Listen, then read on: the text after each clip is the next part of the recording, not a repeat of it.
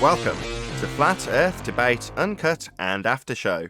I'm your host Nathan Oakley, and if you are new to this channel, or you've not done so already, then be sure to subscribe, hit the bell notification icon and join button if you'd like to become a Nathan Oakley 1980 channel member and keep up to date with the Flat Earth Debate.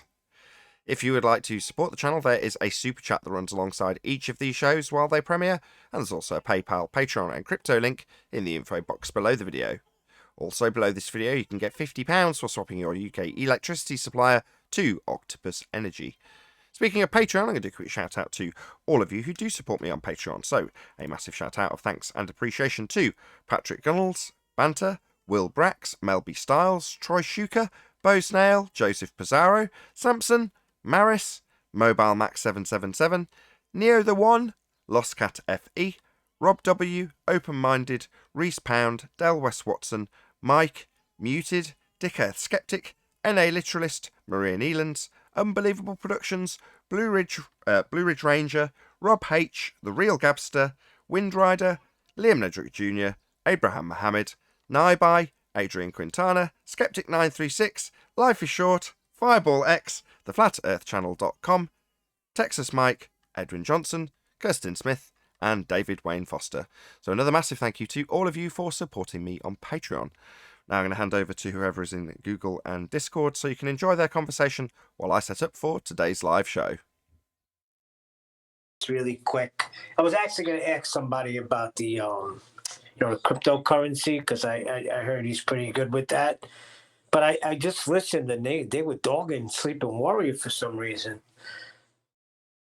Something about something that he went into and he paid his money, but I don't know what the hell they were talking about. I can't think of it right now. Just ask him when you see him next. Yeah, they were talking about the scam that this guy pulled. The one you were talking about, Red's Rhetoric and them, and then how they somehow got into Sleeping Warrior. So he'll probably know. I'll ask him. Yeah, I don't really know what you're talking about, but yeah, fine. I don't know if Red's Rhetoric is scamming anybody. I know he supported Sean Huffraud, but that isn't Red's Rhetoric actually scamming anybody. Maybe I'm wrong. I've seen people in comments saying otherwise. Now, I've not got any interest in investigating it. None.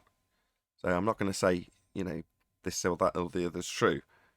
Don't get me wrong, because there's been enough presented on Sean Hufford for me to say, yeah, the guy blatantly ripped off a load of different people, including contributors to a PayPal, Contribute Me or whatever they call it, GoFundMe, that's the one. And his landlord, who had to sue him. So he's like, well, this is pretty cut and dry. He scammed everybody. And, he got support from Red Rhetoric in that, but that's not Red Rhetoric. I don't think any of the money went to him as far as I was aware.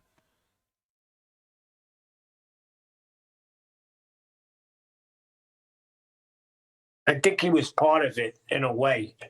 Well, it's like saying I've ripped off if you're going to tar that brush on Red Rhetoric, right, then you can tar the same exact brush on me because I helped Ranty do a GoFundMe for a drone that is apparently in question now. Does that have anything to do with me? No. I helped him in his quest to get the drone, and likewise, Red Rhetoric helped Sean in his quest to get rent money, apparently. Now, that doesn't make him culpable, is that the correct term? I think it is. Neither am I. If someone said, well, where's Ranty's drone? I don't know. I didn't buy it. I didn't get any of the money. I supported him in his quest to get one. That's where I came in. Likewise, Red Rhetoric. Now, if someone else turns around and says, Red Rhetoric has actually done this, that, and the other, I don't care. And another thing, I told Bev months ago to get in touch with QE and get this whole thing straightened out before it somehow erupts somewhere. And it did. Well, what erupts? Not too bad, but still. What erupts? I don't know what you're talking about. Well, that whole thing that happened the other day when QE came on about the Black Swan argument. And they wound up getting into a few words.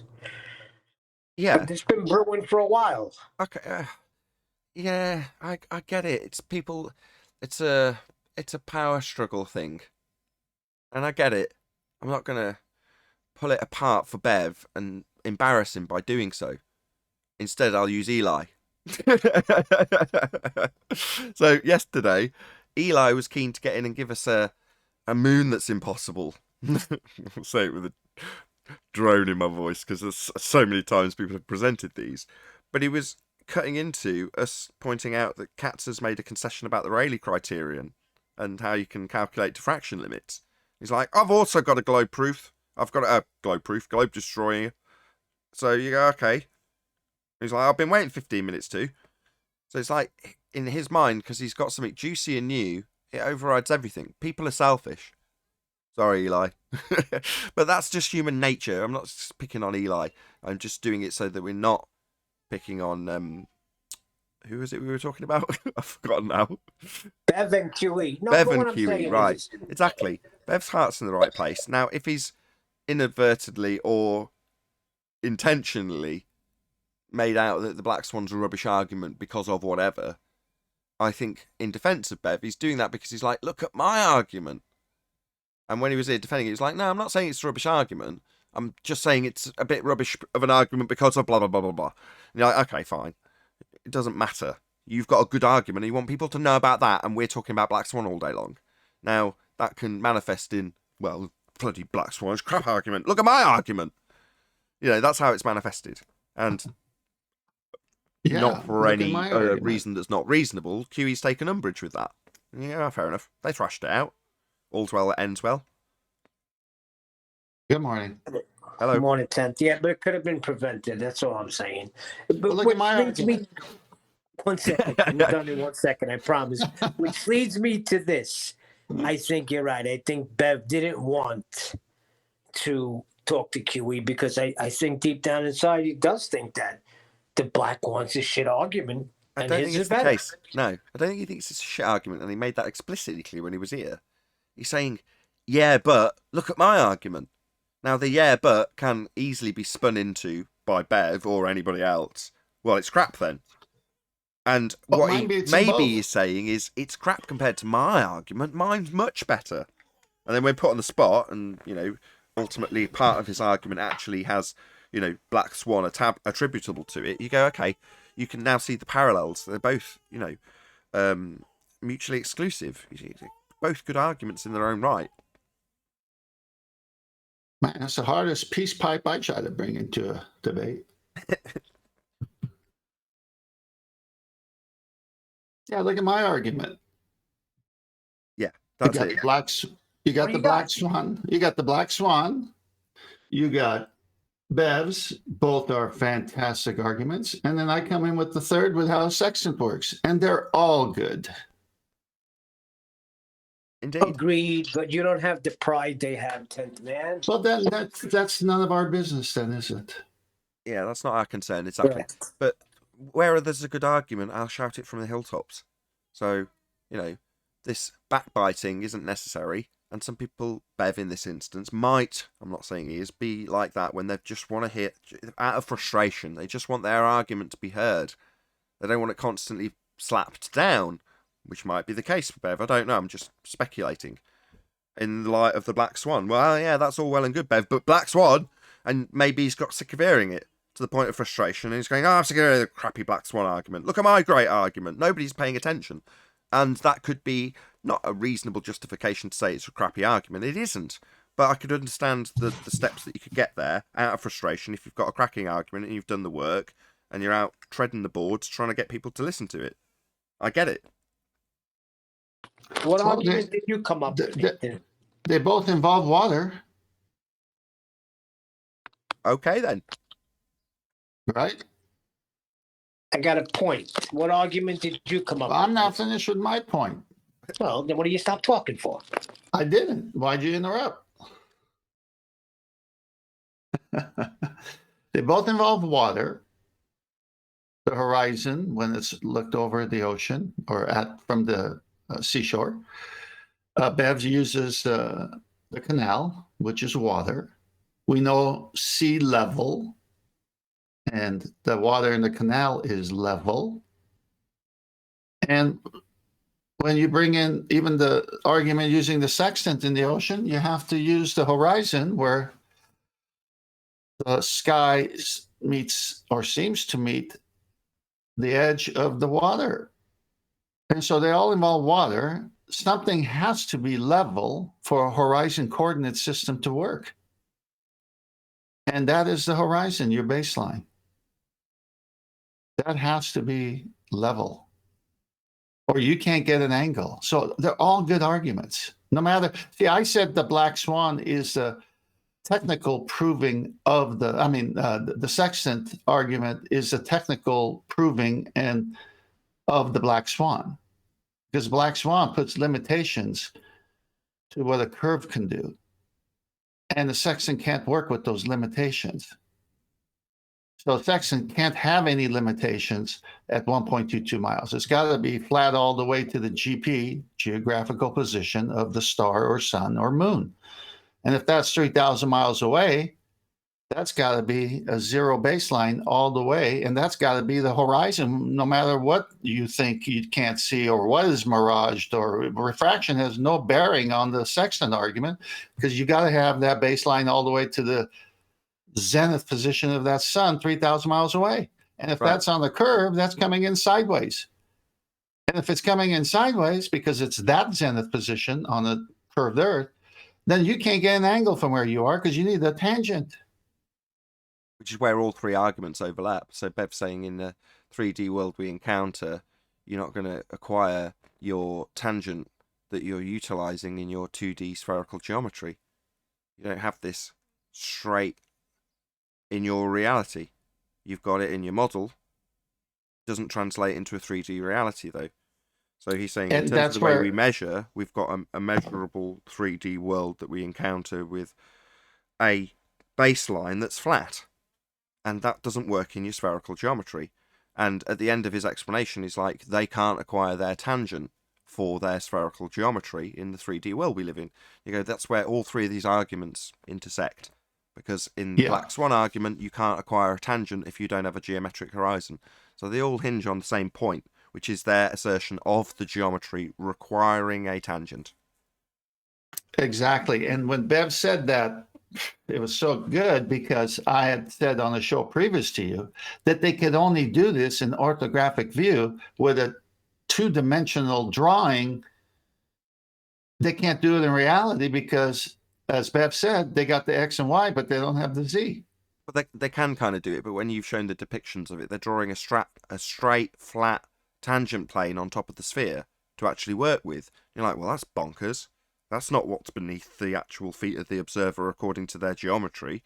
Why are you drawing out the flat surface? Well, to make it work, that's why.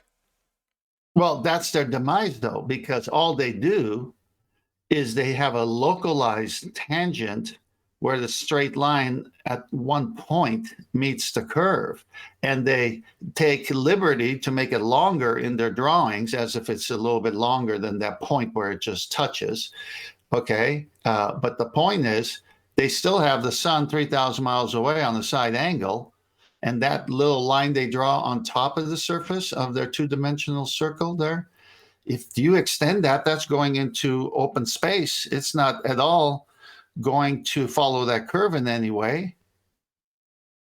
And that sun coming at that other angle has to be zenith to that angle because they got to go into the center of the circle, the radius. So this local flat is a joke because local flat is that little line they draw on the orthographic view, but it's not even realistic because it can't work that way. Because the sun over there 3,000 miles away on the side of the ball has to have a local flat. And I've sent that picture over before. And you're not going to get an angle. If you can't achieve an angle, then you can't achieve the distance where you are, and the sextant doesn't work and never has worked. Right. Well, we know better, don't we? Well, they know better too. That's why they draw out a tangent plane. They do exactly as you've described. They drop a tangent, drop a plumb line and call that a zenith and say it's pointing to the centre of a presupposed spherical Earth, and from here I'll draw out a line so I can create a flat surface to actually work with. You're like, that wouldn't be necessary if it was actually spherical, nor would it work if it was spherical. You wouldn't draw out a flat surface to work with if it was actually spherical. You'd have to deal with the fact that it was spherical.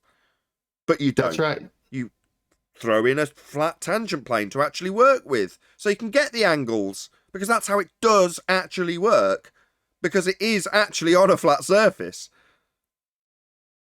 The more I think about it, the more it doesn't make any sense to ball. But me personally, gas pressure out of container, you can't get around that. Nobody can. That to me is the rock solid. You can't get around it. Look, it came back to it with Simon Dan asking whatever this guy was, scientist, astrophysicist, whatever he was. To me, you can't beat that. Hey, Nathan, I'm going to send you a picture right now. See, how do I do it? Oh, there it is.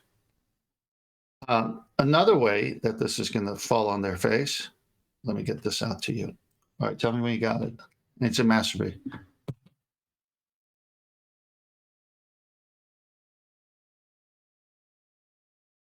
On screen. Okay, so here's three versions of tangents meeting a circle. You can see they need that radius, and this is the other debacle of them. When the observer takes a reading with a sextant, they are not at the center of anything. They might be at the center of their sailboat on the surface of the water, but they're not going to the center of a circle or a globe to take that reading. But that's the only way their globe angles could work, is if you go to the center, because all you're doing is taking what you would do on the surface and taking it to the center. And because you can get a 90-degree angle from the center, as you can see in number 2, the right angle, they say, see, if sun rays, sunlight for some, since the sun is 93 million miles away, that light is hitting us parallel. Even though it's divergent when it starts, it has to hit us parallel because it's so far away. And yet every time we look out and there's some clouds or trees to where we can actually spot and see how the sunlight is hitting us, it's always divergent, which is really the opposite. And they must give in to this, but they don't. Wait a minute, there's divergent rays there. So in your argument, that can only happen if the sun is close. But you say the sun is far away and light comes in parallel. Well, nor do I see it parallel, but then it just reverses your argument. So if you believe that and you base it on the distance, then you must believe what I'm seeing means it's not the distance you think it is. So they're dead there.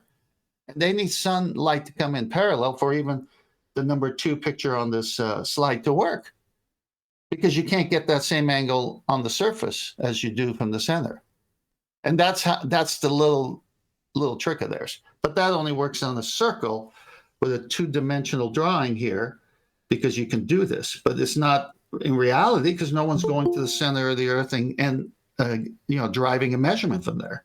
So if you're on the surface and you're driving a measurement, you can see how those tangents line, whether it's acute angle or obtuse angle or a right angle. You need straight lines, and there's no way you're going to get an angle without 2 straight lines, and there's no way you're going to get an angle from the surface of circle or sphere.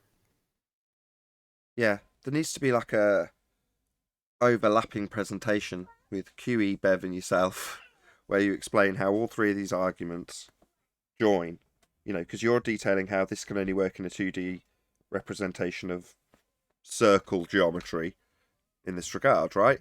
Well, that's Bev's point as well. And that's right. Our point, or universally on this particular panel with the Black Swan, we're saying to acquire the geometry of the sphere at radius 3959, you need to have a tangent point. In their maths, that's the geometric horizon, the edge of their sphere. So all 3 of these arguments converge on this exact same point on screen right now, the tangent. Well, I'll give credit to both QE and Bev. I was here when QE put together the Moeller-Tollens, and it was at that time I shared with QE, hey, this is because I'm into boating and I was looking at different things, and I said that the sextant proves what you're saying. And QE liked it. He says, wow, let's keep that for a little while. So I started doing research more on it. But at the same time, I was listening to Bev, because he was talking about geometry and how geometry works, and it wasn't any big topic of mine in school. So I was curious because, shapes and things, and obviously it relates to what we're talking about. So I started talking to Bev about different parts. So Bev schooled me on geometry and sent me good links.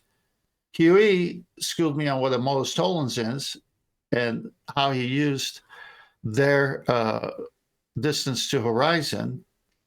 And then in the middle, I'm thinking, wait a minute, there's a technical tool that will prove both their points. And that's what you just, commented on. They're all three very kind to each other. They all support one another. Indeed, Yeah, which but is he why also feels like he should have been on that presentation. I do. We're off. We're off of that anyway. So I got another slide for you. Can I finish what I was saying? and after the I was presentation. going somewhere else with that.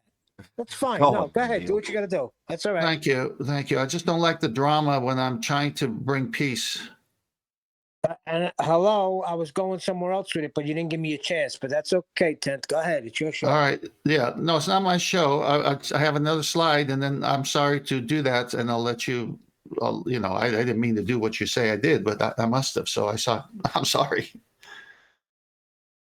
You got the other slide up, Nathan?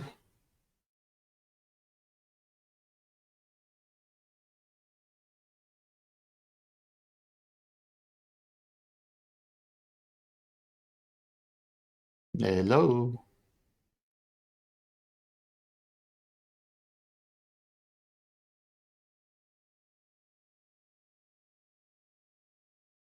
See, you even got on Nathan's nerves.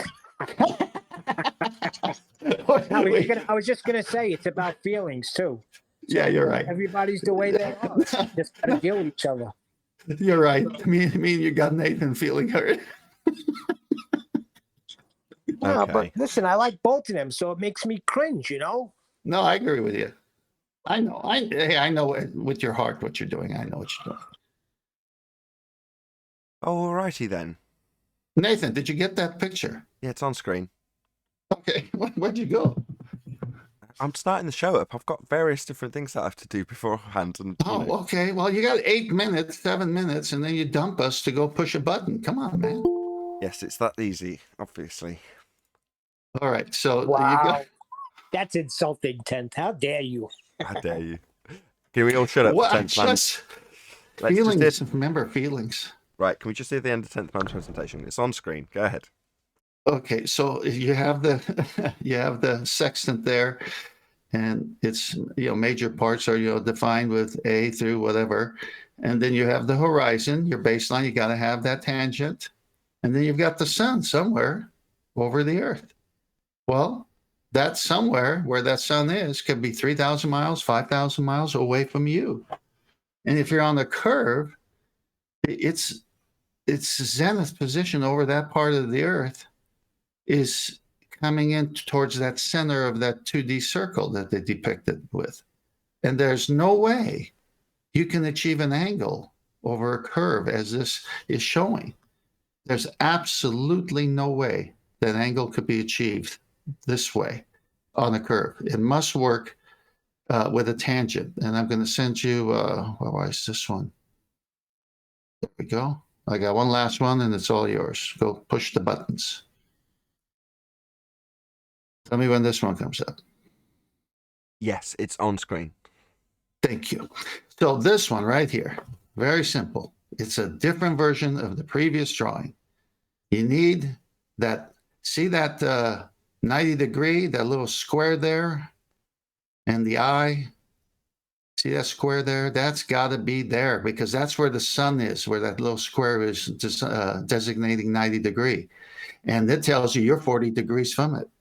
If that was curved, you can never get that. You always, wherever the sun is, it creates that right angle to your eye. And then your eye to the sun says 40 degrees. You need that straight line. You need that tangent, or the sextant doesn't work. Or the Earth is not a sphere. It is plane. I'm done. Cool, good stuff.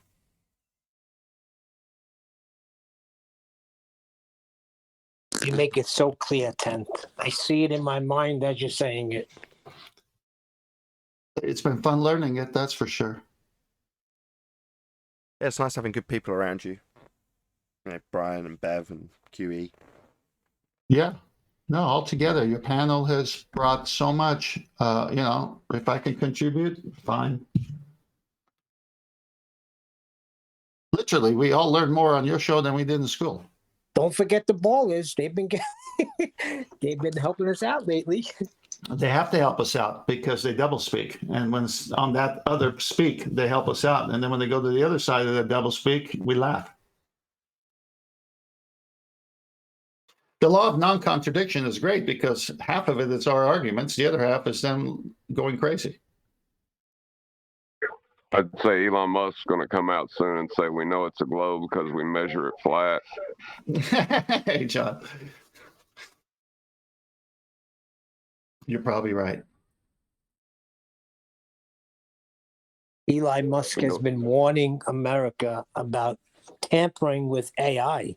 He says they could take over the world. We're talking Terminator stuff here. And we got our John Connors on the phone. I gotta get to the chopper. They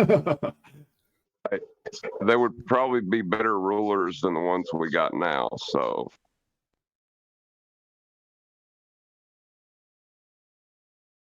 Are you saying they would do a better job than God? No, they that's do a not what- better job than politicians. But God made them. Yeah. God made politicians like they are. Good one, John. God made the people. Well, through procreation. Yeah, and he also said, if you don't repent, you're going to pay for it. Oh, and by the way, I found some historical evidence on Jesus. I'm going to bring it forth, just not on this show, but I found some. There's plenty. Wrong show. Hello. Yeah, this is physics show. Yeah, no, I didn't say on this show. I'm just saying, I got it. Yeah. Yeah.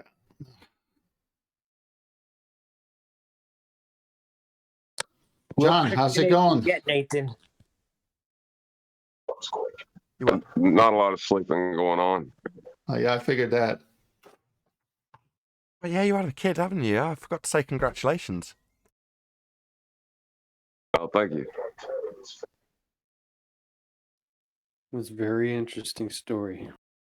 Why, you had another baby, John? Yeah, my wife had a kid in the front seat of the car. Wow. On the way to the hospital. Congratulations. God bless. Thank you. Well, that kid will never be called a backseat driver. That's what you want, isn't it? That's what you want. You want the kid to arrive before you even get anywhere near the hospital. Hey, I was the best at that. We did all our labor in the house. When we pulled to the hospital, within half hour, my wife was spitting them out. What you want. But Yeah, my this has been. brothers- I'm sorry. My brothers and my last child, my brothers who were at the house.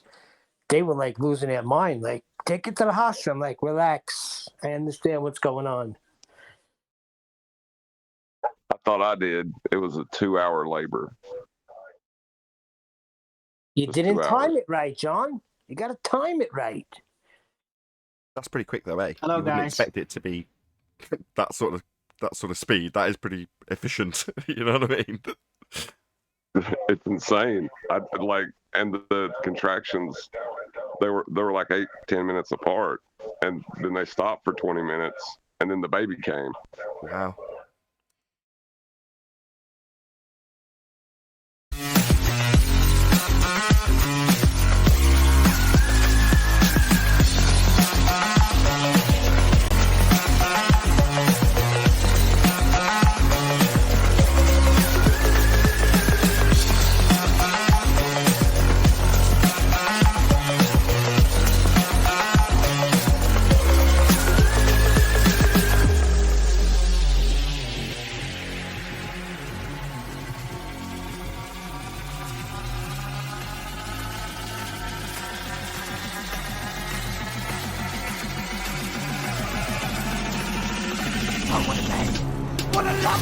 Welcome to Flat Earth Debate Live. I'm your host, Nathan Oakley, and if you are new to this channel, or you've not done so already, then be sure to subscribe, hit the bell notification icon and join button if you'd like to become a Nathan Oakley 1980 channel member and keep up to date with the Flat Earth debate. If you would like to support the channel, there is a super chat that runs alongside each of these shows while they are live, and there's also a PayPal, Patreon and crypto link in the info box below the video. Also below this video, you can get £50 for swapping your UK electricity supplier to Octopus Energy. Most importantly, if you'd like to join the discussion, simply mute the page you are currently watching, then click the link in the info box below this video to join the panel and express your views on the nature of Earth. If you do join, please don't swear. If you do, you'll be ejected, and if you are, please don't try to rejoin the stream using sock accounts. You'll be warmly welcome back on the next stream. Please also share the show on social media. Sharing the show obviously increases the live audience, but this in turn increases the chances of a more diverse panel, so please share the show on Facebook and Twitter. One last time, if you're new to the channel or you've not done so already, then be sure to subscribe, hit the bell notification icon and join button to keep up to date with the Flat Earth debate. Now we are joined by Neil, 10th Man, father of a stolen child, Brian's Logic, Arwin, 10th Man, and a whole bunch of people in Discord. So welcome, one and all. Hello, Morning, hello. morning. Good afternoon. Oi. Good afternoon, welcome. Morning. Hello, Redman, good to have you. Any evidence? Redman. Always. Any evidence of a physical geometric sphere-edge horizon, formerly known as the curve of the Earth? You can't detect it. Nah. Nah. What do you mean detect it? Well, you can I've never formulate seen it. You can measure. Yeah, you can calculate it, but you can't actually detect it because of the curve function collapse. He's been saying that on his show as well. I was chuckling while I was watching your show this morning, Arwin. The curve function collapse. The problem, as soon as you observe it, it becomes flat. The moment you try and observe curvature, it collapses into locally flat. I mean, there's not a lot you can do about it. It's the, what you call it again, Arwin? Exactly. That's how it works. What's so, it called? yeah, as soon as you engage in detection of any sort using radar or laser or your eyes or a camera, yeah, things will reveal themselves as flat because of the wave or the curve function collapse effect.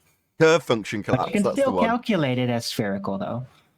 Back in reality, and speaking of cameras, there is a limit to the resolution of a camera, calculable with the Rayleigh criterion. That would be the point where things can no longer be resolved, also known as the diffraction limit. Something that is absolutely, unequivocally not included in an Earth curve assertion that has a physical geometric sphere edge blocking your view, and has feet and inches or meters ascribed to the targets, so that you do not account for the reduction in angle at distance, typified by National Geographic's picture of a boat going over a sphere edge in orthographic Muppet vision, where you've got the bottom of Earth curve blocking a boat on a scale that would have the boat 3,000 miles away. But nevertheless, the boat's still exactly the same scale and size because it excludes perspective. The boat's, 70 foot high? The man's 6 foot high? Well, we don't have to represent any changes when it gets further away now, do we? Fortunately, this point that we were barking about for about 3 straight years, I checked, 2018 was when we were talking about this. 3 years later, our opponents have started to recognise that there are other effects beyond Earth curve, that single assertion in their Earth curve maths, that can cause things to disappear with distance. One of them being an effective perspective called the Rayleigh criterion and the diffraction limit. So hashtag thanks cats once again. It's been a month solid of thanking cats. Right, but It has. Nathan, you do overlook that the mistake they really made is they used the calculations, the spherical calculations of where things should be in sight if the curve function collapse would not occur, right? That was the mistake they made. They didn't realize that, yeah, it does collapse, making it flat. But if that wouldn't happen, then it would have been correct what they attempted. No, that is correct, Darwin. And the way they've achieved that is by taking reality, which is what you see with your eyeballs or the frame of a camera when you present a picture to somebody, and then presenting you with the side of your own head, as described right on cue from National Geographic. So here you are, before curve function collapse, seeing the side of your own head. You're like, that's not how we see the world. This is supposed to be representative of Earth curve mathematics, with a Muppet vision that's orthographic side on view to a boat that is claimed to have Earth curve obstruction, physical geometric horizons blocking your view of it. And exactly as described, this scale will give you the boat at a few thousand miles away. But obviously that's not going to be factored in. It's just going to be a meters or feet value ascribed to this boat when you tell us that it's only disappeared from bottom up because the Earth curve's got in the way, ignoring the fact that the bottom of the boat's got the most limited angle against the deck. And that limited angle can cause things to reach and breach a diffraction limit, causing them to disappear completely from view. Hey, Nathan, wasn't there a number in the Rayleigh criteria, like 1.2 or something? It's the camera aperture, lambda over the camera aperture, I believe. But yeah, 1.22. I don't know the Rayleigh criterion off the top of my head. Okay, so that 1.22, is that the same thing that we do with the Black Swan? No, Incidentally? that's what I was trying to contrast yesterday, when I also got the Rayleigh criteria wrong. Anyway, the contrast is that you've got the same, similar maths. Now, I'm no mathematician, and it's been 3 or 2.5 years since that particular aspect was broken down for me by Life is Short. Subsequently, you've got Flat Earth, what's the guy's name? He's changed his name recently, which is why I can't credit him. Data? So, Data, yeah. That's his old name, though. I can't remember his new name to credit him. Anyway, Flat Earth Data was in the chat when he was around. He's not at the moment. Highlighting that comparison mathematically, which is something that's beyond my scope. You know, I know my limitations. He can do it. Maybe I'll have him on the show to make that contrast mathematically, which is beyond my limitations. Not embarrassed to say so. But by the same token, yeah, bit of a coincidence, eh? We've got a limitation to our view at 1.22. Yeah? Yeah. Well, you've also got the same exact number in the limitation of view caused by Earth curve when excluding all aspects of perspective. That's no coincidence. I think it's interesting the way the horizon can change its position depending on which device you use to measure with. That's because, as put by Life is Short, when people say incorrectly the horizon rises to eye level, that's wrong. The horizon is your eye level. So it's not like a physical point in the distance is moving as you raise. It's your view, and therefore if you change the aperture of your camera, you change the diffraction limit, the point where you can't resolve the difference between the sea and the thing on top of it. That happens at the horizon. The, what do you know in art terms, vanishing point. What's that you all say, Globers? No, that's Earth curve getting in the way. Yeah, well, what's the Rayleigh criterion? Oh, it's a point where you can have things disappear through diffraction, where you can't resolve them anymore. Oh, right, where's that in Earth curve maths? It isn't. It's just Earth curve getting in the way. We ignore all aspects of perspective. Oh, by the way, hashtag thanks, cats, for now detailing exactly that, which is not included in your Earth curve maths. That would be the diffraction limit. Amazing that the ballers are now detailing it to their own bloody audience. How times have changed, eh? Wasn't there a claim that they could see if there was a telescope all the way to their backside? How can they even make that claim when the eye, obviously there's a vanishing point with our eye? Very well put. So when they made the assertion that if you could have the right conditions conducive with 7/6R refraction juxtaposed into their refraction that allows infinite over 6R, you can see the back of your own head in a telescope. Oh, really? I beg to differ.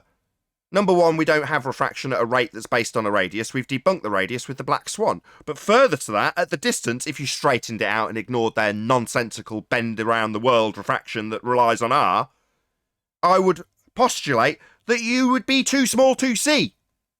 If you took the same distance and said a man 24,000 miles away through any telescope will be visible, no, he'll be too small. And you can calculate where he'd disappear with the diffraction limit based on the Rayleigh criterion and the aperture of your camera over the wavelength of light. So, yeah, these things are real. You know what we got told 3 years ago? That's flare perspective. Don't need that. We've got geometry. Not anymore. Now we're told we wouldn't expect to see geometry.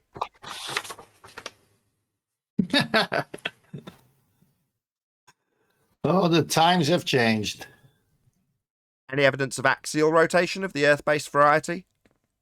Interesting. You can ask that question. I was coming back with 3 golfers yesterday from an outing, and the one in the passenger seat was talking about how the day before he and his buddy went into the rabbit hole on some of the issues that exist out there. And so I said, okay, so he's going down the rabbit hole on some conspiracies. Let me see if I could, say something. So of course I waited to hear him out, and then I brought in the sun. And so I said, hey, look, there's the sun there. And what do you see through the clouds? I go, are those rays parallel or are those rays divergent? And man, they were as divergent as you can get, on that drive back home yesterday. And he says, well, what do you mean divergent? I go, funny angles. He goes, oh yeah, definitely funny angles. And I said, well, it's supposed to be 93 million miles away. So how does that work? And he turned around, he says, now, you guys, have you checked out the flat earth? Yeah, so I was dying at that point. I said, yeah, go on. Let me hear what you got. And so we had a conversation all the way home, and we came on axial rotation. And I said, hey, when you were golfing today, did you have to adjust for it? Did you feel the earth spinning? He says, no. I go, well, that's what's supposed to happen. When your golf ball goes up in the air, the earth has to spin underneath it. He had the weirdest look on his face. He says, wow, that's stupid. I bet you were really pleased with the outcome. And then you come here and someone like me says, what do you mean it's supposed to be 93 million miles away? Slap, slap, slap. Yeah, it was a fun. Yeah, they all loved it. It was good. Yeah, but we're guilty on the flat earth side of the reification which has been hardwired into us. So we still say things like the clock's not supposed to be seen. You're not supposed to see the clock. Or the sun's supposed to be 93 million miles away. Is it supposed to be 93 million miles away? No. Is the clock supposed to be behind Earth curve? No. No. So it's reality. It's not. It's the way they've been educated, brought up, and it's the first thing they tell you. But it's 93 million miles away. Okay, yeah, that's what they tell you. Based on R. Any evidence of the R value? Earth radius. Debunked by the Black Swan. No, because the sun is much closer to us, and so R can't be based on R, so there's no evidence for R. As long as Can't the measure curve it. function is not collapsed, the R can persist if calculated. But that curve function and R. If you can't measure it, it ain't real. Indeed. That's the end of the globe argument, by the way. Yeah, it's well said there, John. And Nathan, if you could just take a little bit, and for the audience as well as us, they calculate everything. They've never measured anything. They calculate it to a presupposed model. Yeah, they required a tangent point to assert the geometry that they claimed was perfectly acceptable to beg the question of. Well, we know we've got an R value at radius 3959. We know we're on a sphere. Well, how do you know? Well, we measure it. Well, how do you measure it? Well, we take a dip angle measurement. We drop a tangent to this horizon, and that's how we get the R value. Do a bit of trig. It's dead easy. That gives us our R. All right, so we've got to have a physical geometric sphere edge for a horizon then. That's the proof of it. The edge of it being the tangent point for this maths that gives you the R value. That's correct. Well, how can the horizon be beyond the geometric limitations of a sphere radius 3959, as demonstrated in these images we call black swans? Well, it's refracted, so you can't measure the R value then.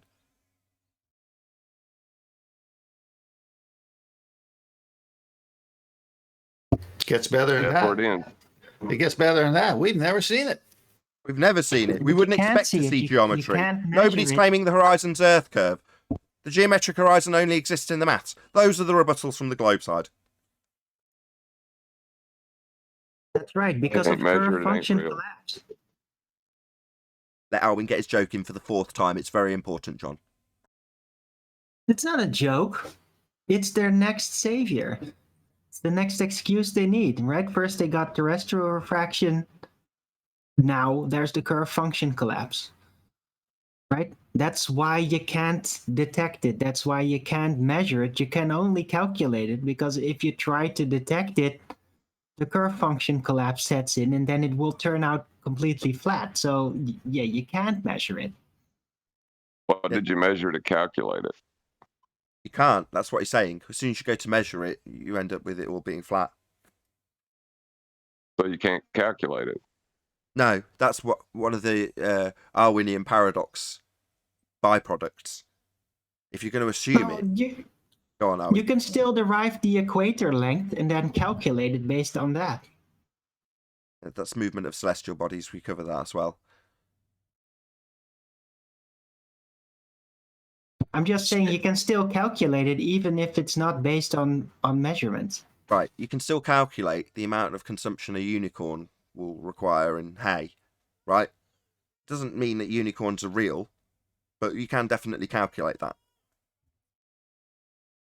Well, you can't really disprove they're real, so... Argument from ignorance fallacy. Let's move on. Any scientific evidence of gravity?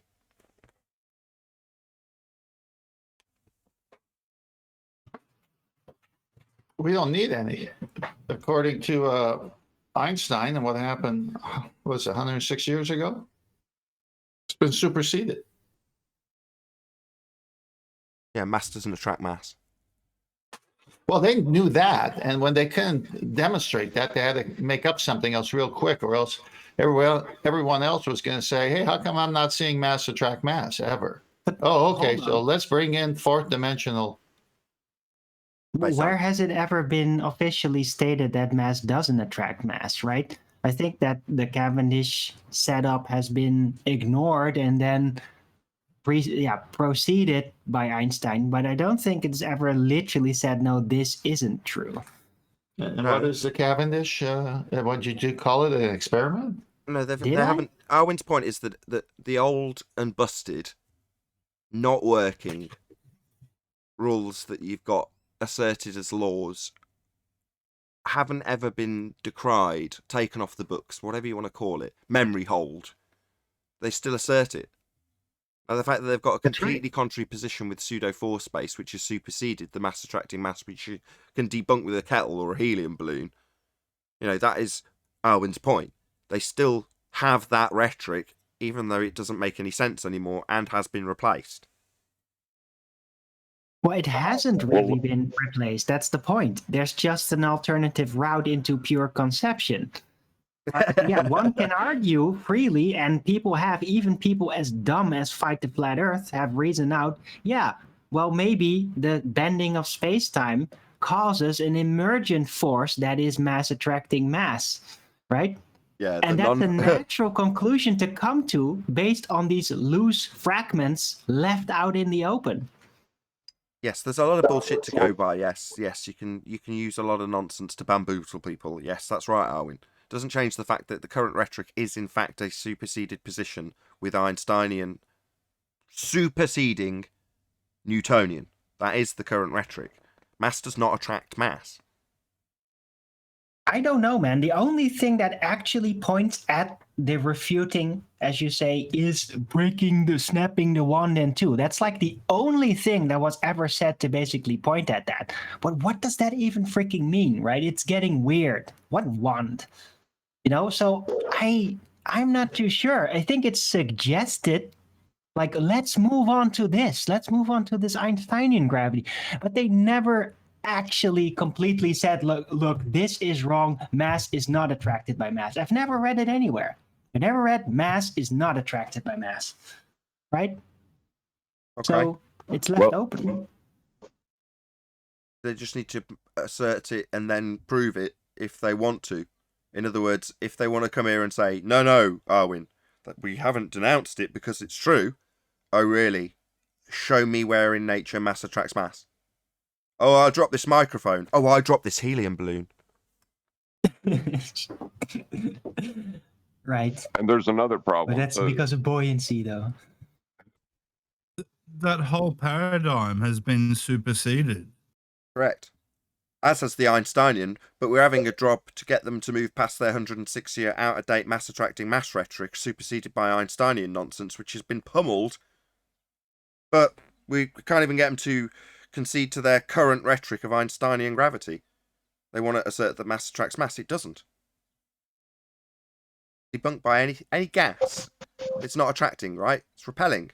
Bounces off anything. It's not attracted to the centre of Earth. If it gets to it by coincidence, because it happens to have bounced on something above it and then head downwards, gas expanding in all directions randomly at high speed, that isn't it coalescing around the Earth because it's got mass. Au contraire, it does not do that. Debunking the assertion that mass attracts mass. If in their paradigm they want to assert that gas has mass, which it does in their paradigm, then it should be attracting. In fact, they have a whole narrative in Einsteinian mechanics about gravitational accretion. So yeah, you'd be expecting the gas to be attracting. Even in a vacuum, apparently it does it, right? No, it does not. In fact, it defies natural law to make that assertion.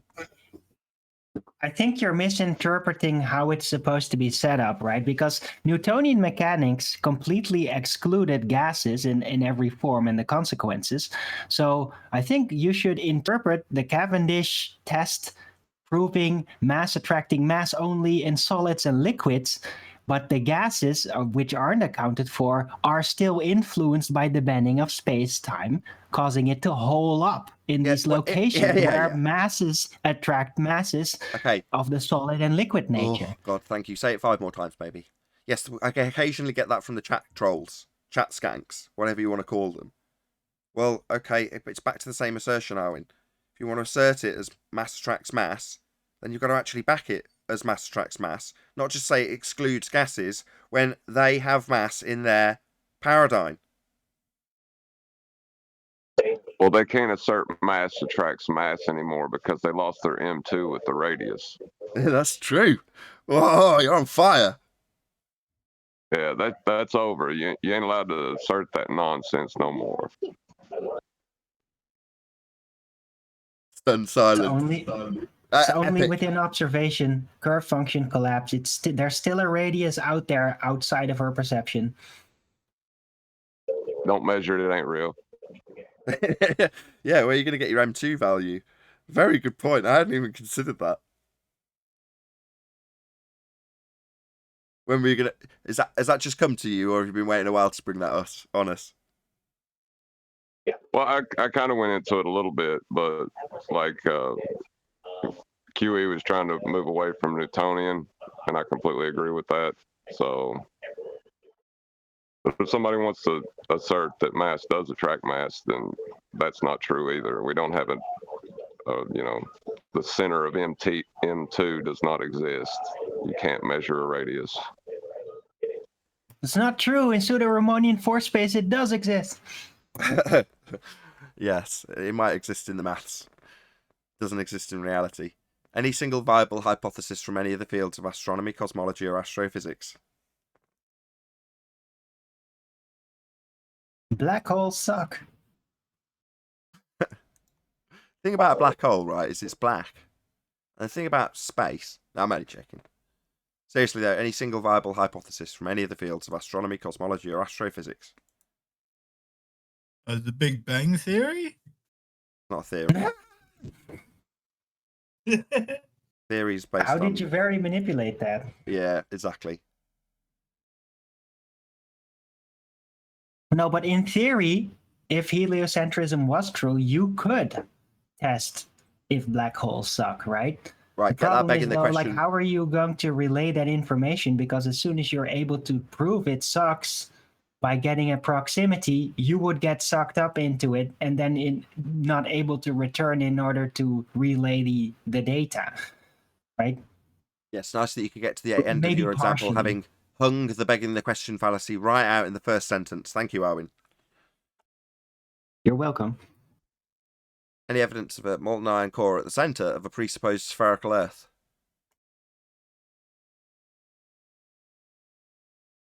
Even I can't help you with that, sorry. That's a silly one. Yeah, it does seem silly. I've got to be honest.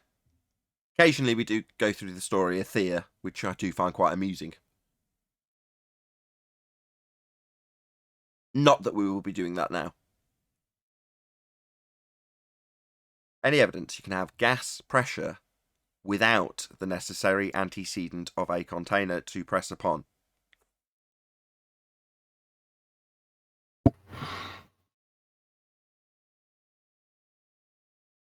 We're still waiting. You'd think But if there's no way 95% to of, demonstrate this. Say again, John? you'd think if 95% of the world knew this for fact and just come in here and argue this all the time, where are they? Why are they in the comments acting scared? They're feeling a different kind of pressure. That's it. That concludes housekeeping. Nathan, Yes. Redman 116 put up 3 beautiful pictures he took. It's a masterpiece. Oh, okay. You there, Redman? Whee! I'm here. Got the first one up if you want to tell us what we're looking at. This I was taking a picture from that building, and I was looking out. Normally I take pictures of the mountain, but if you're looking at the pictures, you see the way that the sunlight rays are coming in, and they're all different directions. I think you'll find they're parallel. Ah, no, I don't see them. parallel. That's not No. that's not a straight answer. No. Yeah, indeed. It's I'm all joking. holographic. Sorry, Redman. Yes, indeed. No, you good. I just thought there was some awesome pictures just to see the way that the sunlight is coming through. That the line, sunlight is not coming in straight across the board. Now I can't tell you where exactly they're coming from, but there's pretty nice pictures. Just wanted to share. Epic. Thank you very much. Coffee. Right. And by the way, you'll find that if you take another picture of this location where it seems like the light is hitting the ground in crepuscular rays, that on the other picture of the same location, there will be no crepuscular rays hitting that same location. Just saying. It's non-local. Just like to share my pictures. I love it. How about the pictures that I tried to take a picture of the sun, and it just does wonky things. As far as like when you take a picture of the actual sun, Sure. it never looks the same. You've got to have a fair amount of skill Sorry to about get that. sun pictures, though. Check out Paula's channel if you want to see good photography of the sun. Sun photography isn't my thing, but Paula certainly knows her way around a camera and has got some good sun images. I'm sure it'll be in a playlist. Level Up is the name of her channel. But I love it. People sharing their original images when we're making these points it's just a joy. Well, at some point, just to dovetail on that last statement, at some point, as the sun is transiting the sky at 15 degrees per hour, it does have the highest point over what they call the GP, geographical position, somewhere on the Earth. And that's what they use for celestial navigation. So no matter what it looks to us from whatever angle or whatever, it is at a different place every hour because it's transiting the sky, and that's how you get a fix using the sextant. How high are you? I'm sure I've asked you this loads of times. How high are you for this image? 40, Breaking up. 14th floor, I think you said? No, the 49th floor of this building. Oh, 49. You know how high the tower is? There's like a communications tower in the distance. Do you know how high that is? I do not know the height of that tower because there's plenty of them that surrounds that building that are freaking high. They're up there. Okay, fair enough. Good stuff. I think that the building that I'm in is the 4th largest building in Atlanta, so it's pretty high up there. Cool. Check out that horizon. Yeah, that's what I was thinking. Good picture. But you get some great Excellent. shots from up there, right? Yes. Not the I got first. more. I'm sure it I'm won't be the last. addicted to my phone. Yeah, you don't need fantastic equipment to get really good shots. This is taking with my cell phone. Indeed. Nothing wrong with that. Cell phones are ace these days. Not like 10 or even maybe 15 years ago when there'd be no definition in it at all. It'd be potato vision, right? They show Yeah, it'd be commercials fuzzy. of the the iPhone making movies with their newer phones. Plenty of YouTubers use iPhones. Anyway. Good stuff. Thank you, Redman. Yeah, no problem. So any Got you one ballers more on a coming in Friday in a few Discord? minutes. Friday, everyone's rolling out their week, aren't they? So Yeah, but are there any ballers in Discord who want to get off chat and have a discussion? I don't know. There's a few in there. Nobody's piping up so far. Just check if everyone's. It's way easier to just wait until the comments come out and then, say stuff where you can't be challenged directly. I'll do a couple of shout outs. So shout out to Flatzoid FE. Did do this appreciation or thanks yesterday, but I'm going to do it again because I took what he had trimmed out from Conspiracy Cat's channel and turned it into a video which will release at 9 p.m. UK time tonight for those of you watching live. So check it out. Called Diffraction versus Earth Curve, #ThanksCats. So as detailed earlier in this live show during the housekeeping, we're now in a position where our own argument, which is to say that things get smaller, #shit shrinks, is now being punted by our own opponents.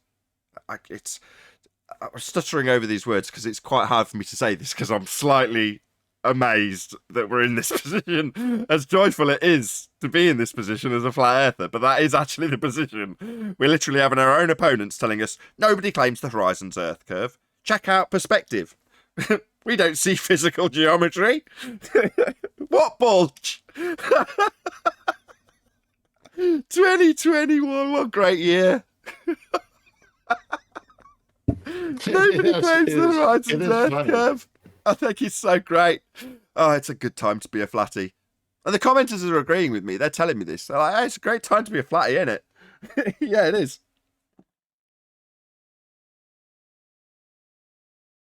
They're supposed to be our opponents. Why are they helping us? I don't know. It doesn't make any sense. I think Adam had a reasonable idea when he described why cats would describe the diffraction limit.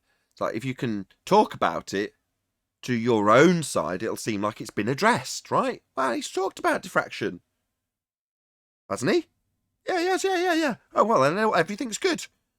Yeah. Other than that's our argument that we put to you when we point out that you're begging the question proof of nothing perspective hijacking Earth curve calculator doesn't account for things getting smaller.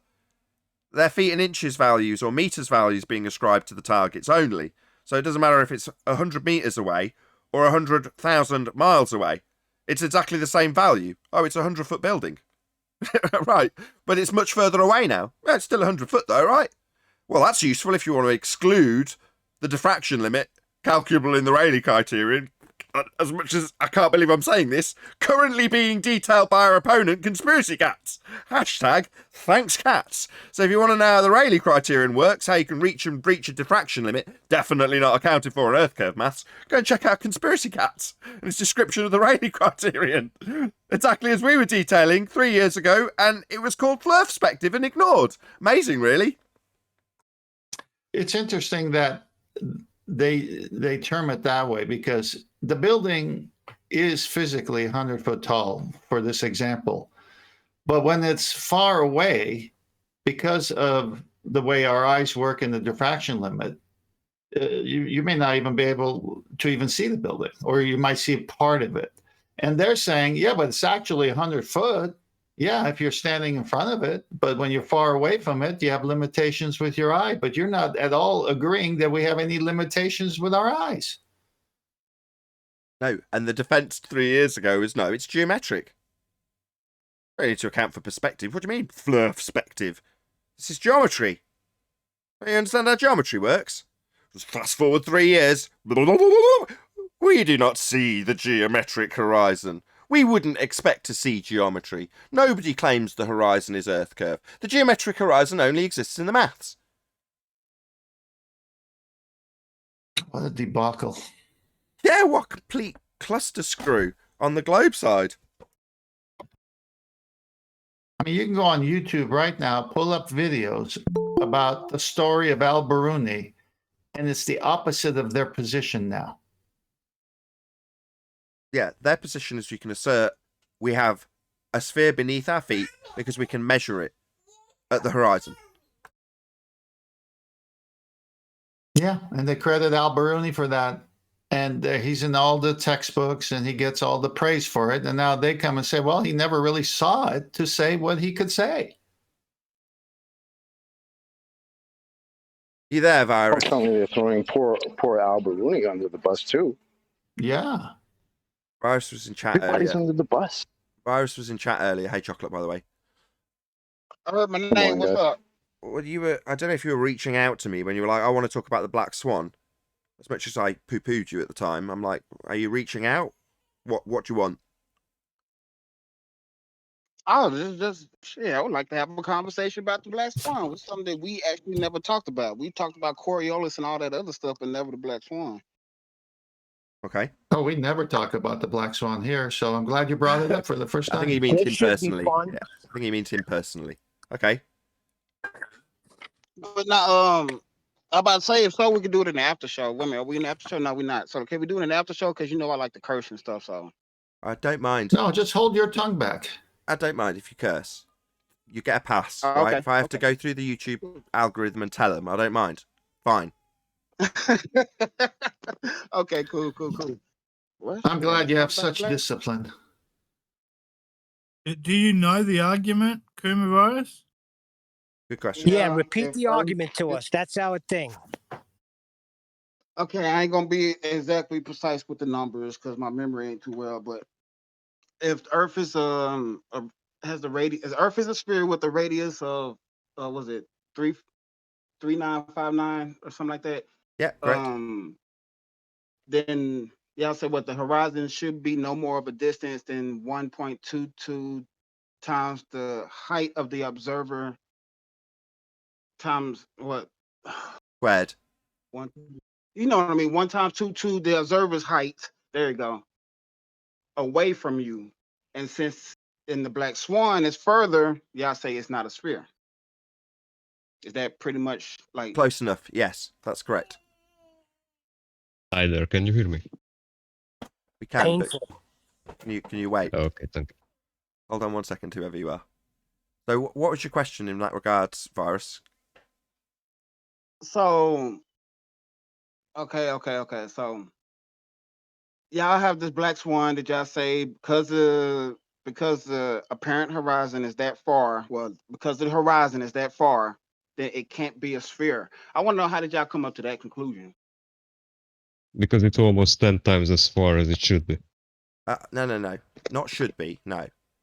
Right. There's a geometric... Regarding the global Earth model, that's what I mean by should be. Fair enough. Hold on. Just hold on 1 second for Virus's benefit. So, you're saying that you don't see the logical consistency, Virus? Correct. Okay. I can't help you. If you can't see the logical consistency, what am I supposed to do? Explain to me how y'all came up with that. I'll give it a shot, Virus. Okay. Do let we me know try. the distance to the 2 oil rigs? Yeah. Is the horizon in front of the oil rigs or behind the oil rigs? Behind. Okay, then you understand the argument. Uh, I don't understand why it's not a sphere. Because if Because it of was the a sphere, limitations me of your tell him. 3959. Because if it was a sphere, as stated in Modus Tollens, then every distance to the horizon would be no more than the geometric limitations of a sphere. So if you imagine that you're asserting that there's going to be a hill at a specific location, and then you drive to it, and on the way to that hill, you say, when we get there and observe this hill, it'll obscure our view of things in the distance based on its physical size and shape, obscuring our view. That's what hills do. Yeah? And you can calculate them if they're a physical hill in the way. Well, that's what Earth is claimed to be. It's claimed to be a sphere with a particular radius, and that would give it a physical limitation. Now, the thing that bemuses me is that this physical limitation I'm describing Earth to have with a sphere radius 3959 would be the assertion that Earth curve gets in the way of boats and buildings. Now, this is not an argument you are unfamiliar with, so the concept of Earth getting in the way of stuff because it's got physical limitations like a hill suddenly seems vague and difficult to understand. I don't get it. That's the claim. You claim Earth, sphere-shaped, has hump getting in way of boat and building. Very simple stuff. Physical geometry and the limitations because of it. Now, if you've got that circumstance, then like the hill example, the hill's going to get in the way. And the top of the hill's going to be in the way of the things that are behind it. Now, you're not going to arrive at that hill and go, oh my God, the hill is behind everything that was formerly behind it. That makes no fucking sense, does it, Virus? Yeah, but that's a hill in elevation. This is not an elevation change we're talking about. So this is completely different from that analogy. Oh, right. So if it's not a hill, it's not an elevation change, that'd be drop. Then what, pray tell, was getting in the way of boats and buildings when people pulled up Earth curve maths and told us that Earth curve got in the way of boats and buildings? That wasn't a hill getting in the way. No, but it was the ground. Sorry. So No. Stop. Virus. Many of your people on the globe side have come here to tell us that a hill got in the way of boats, and that a hill got in the way of buildings, and that a hill got in the way of the Isle of Man. That hill was called Earth curve, and it was claimed to be getting in the way like a hill gets in the way. Now, I've pointed out with an analogy that gives your Earth curve an equivalence to a hill. Perfectly reasonable equivalence to draw, and the geometry that you assert in Earth curve maths is what you claim, but now you're telling me, no, that's a hill, unlike the hill that used to get in the way of boats and buildings. No, it isn't. We've just debunked it with the Black Swan, and your justification thereafter is to say it's not actually a hill. No, we agree.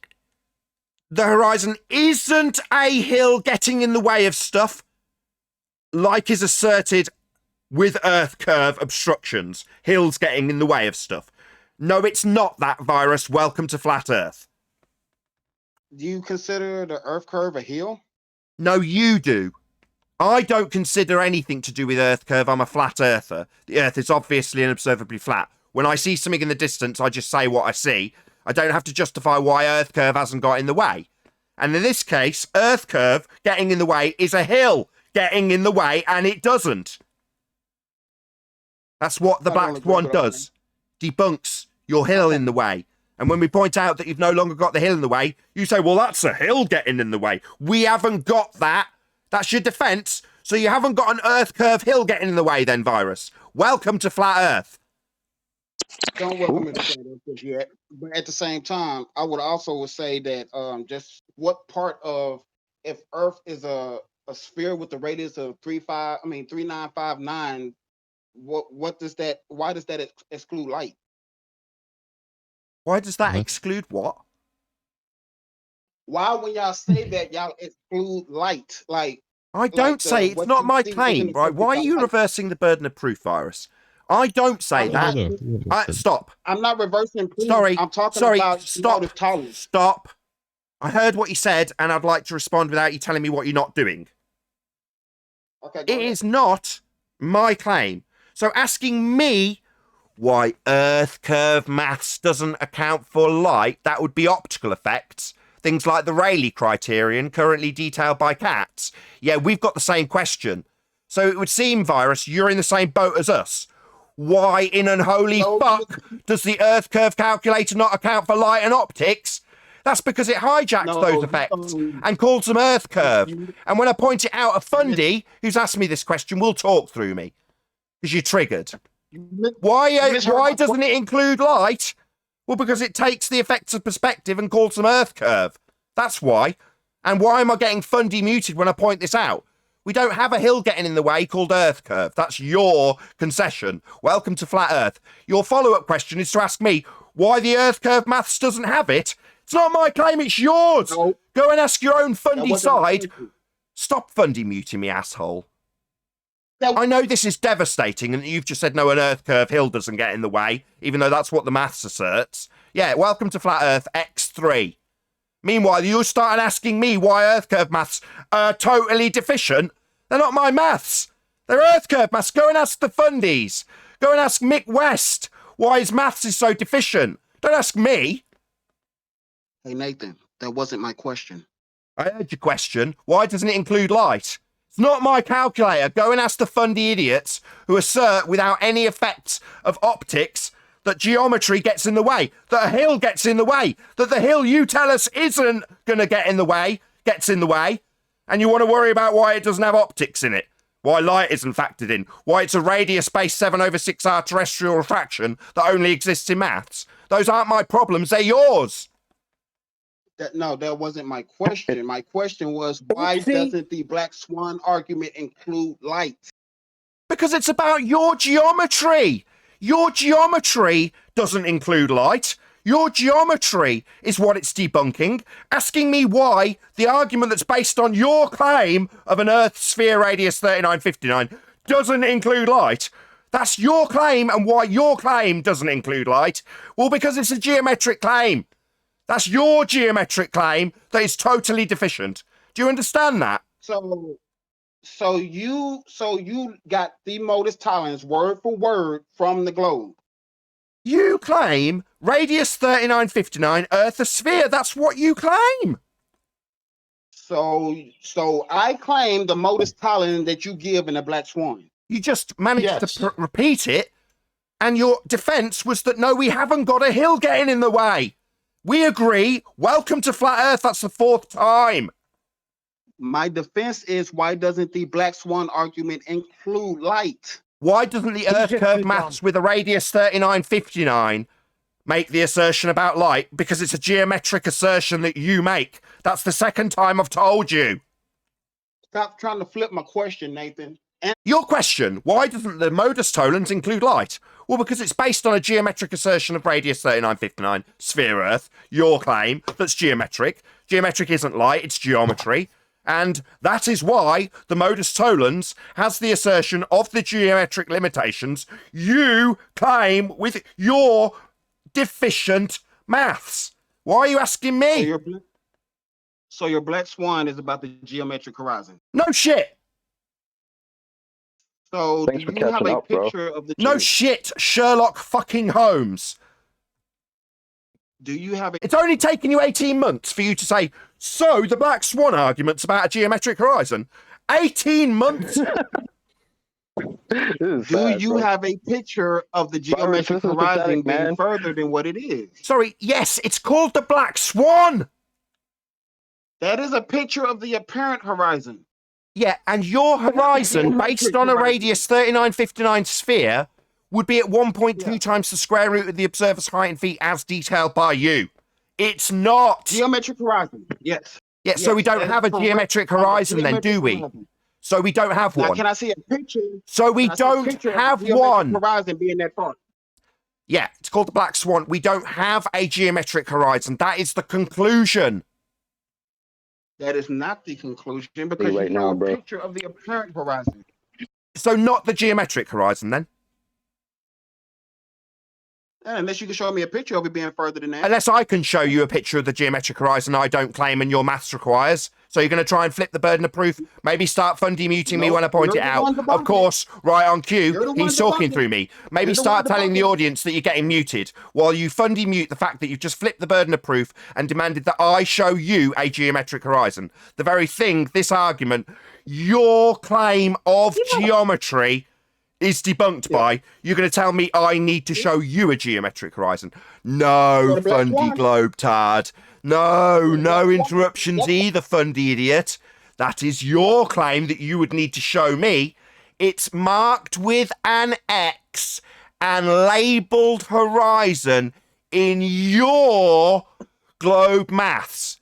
And what's that you say? The one we see is an apparent, not a geometric horizon that would get in the way of boats and buildings. Fundy mute continually. Both in the You way. piece of shit. Both in the way. You piece of shit. Both in the way. Do you understand why I'm calling you a piece of shit?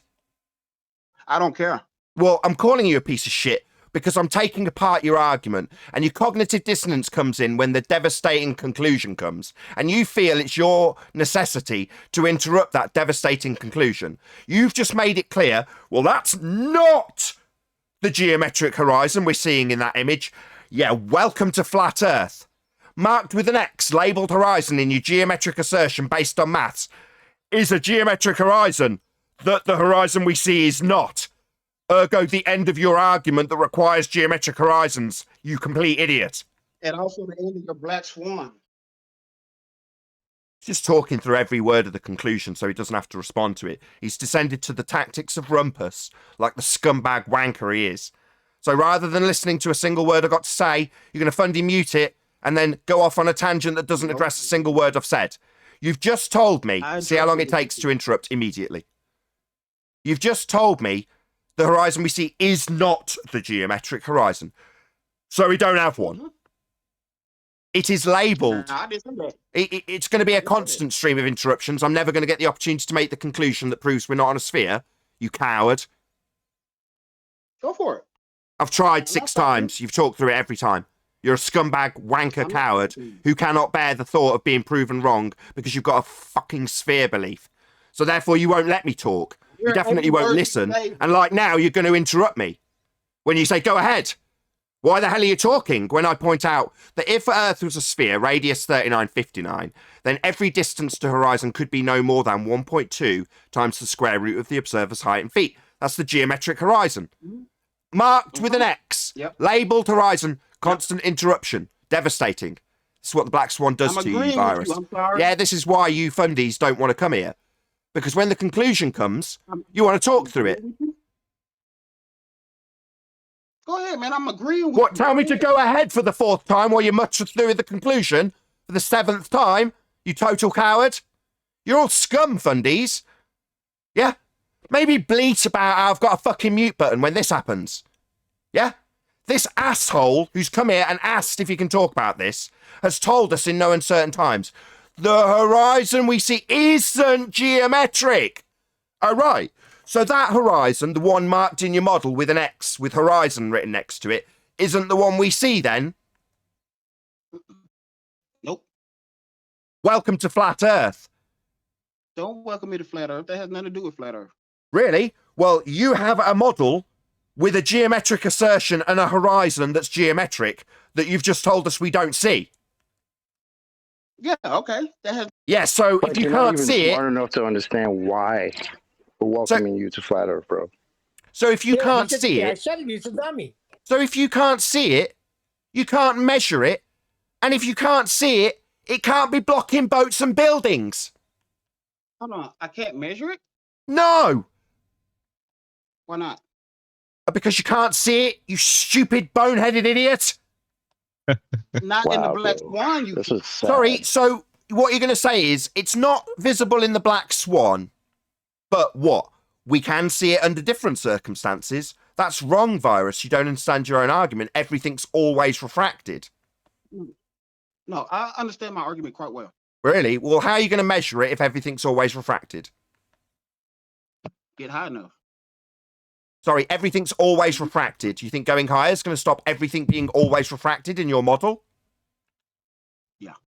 No. So you can't measure the geometric horizon, and the measurement of the geometric horizon gives you an R value.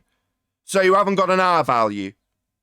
Further to that, your refraction's based on R. No, I can get the R value different. Sorry, you can't get the R value. It's based on a geometric horizon. Don't tell me you can get it. It's based on a measurement of the horizon, the edge of a sphere, to give you the radius. And you can't see that, virus. And you can't go higher. Everything's refracted. And Rumpus is lying about it currently, saying that back in the day when he did say Earth curve got in the way, and he drew a straight line to it, that everything was refracted then too. Everything except the straight line he didn't refract because he needed it to do the geometry that you can't do anymore. You haven't got a geometric horizon anymore, Virus. Is it sinking in while we welcome you to Flat Earth? You know I can get the R value different ways, right? Oh, really? Yeah. I don't need the horizon for that. You do know that, right? Do you know that?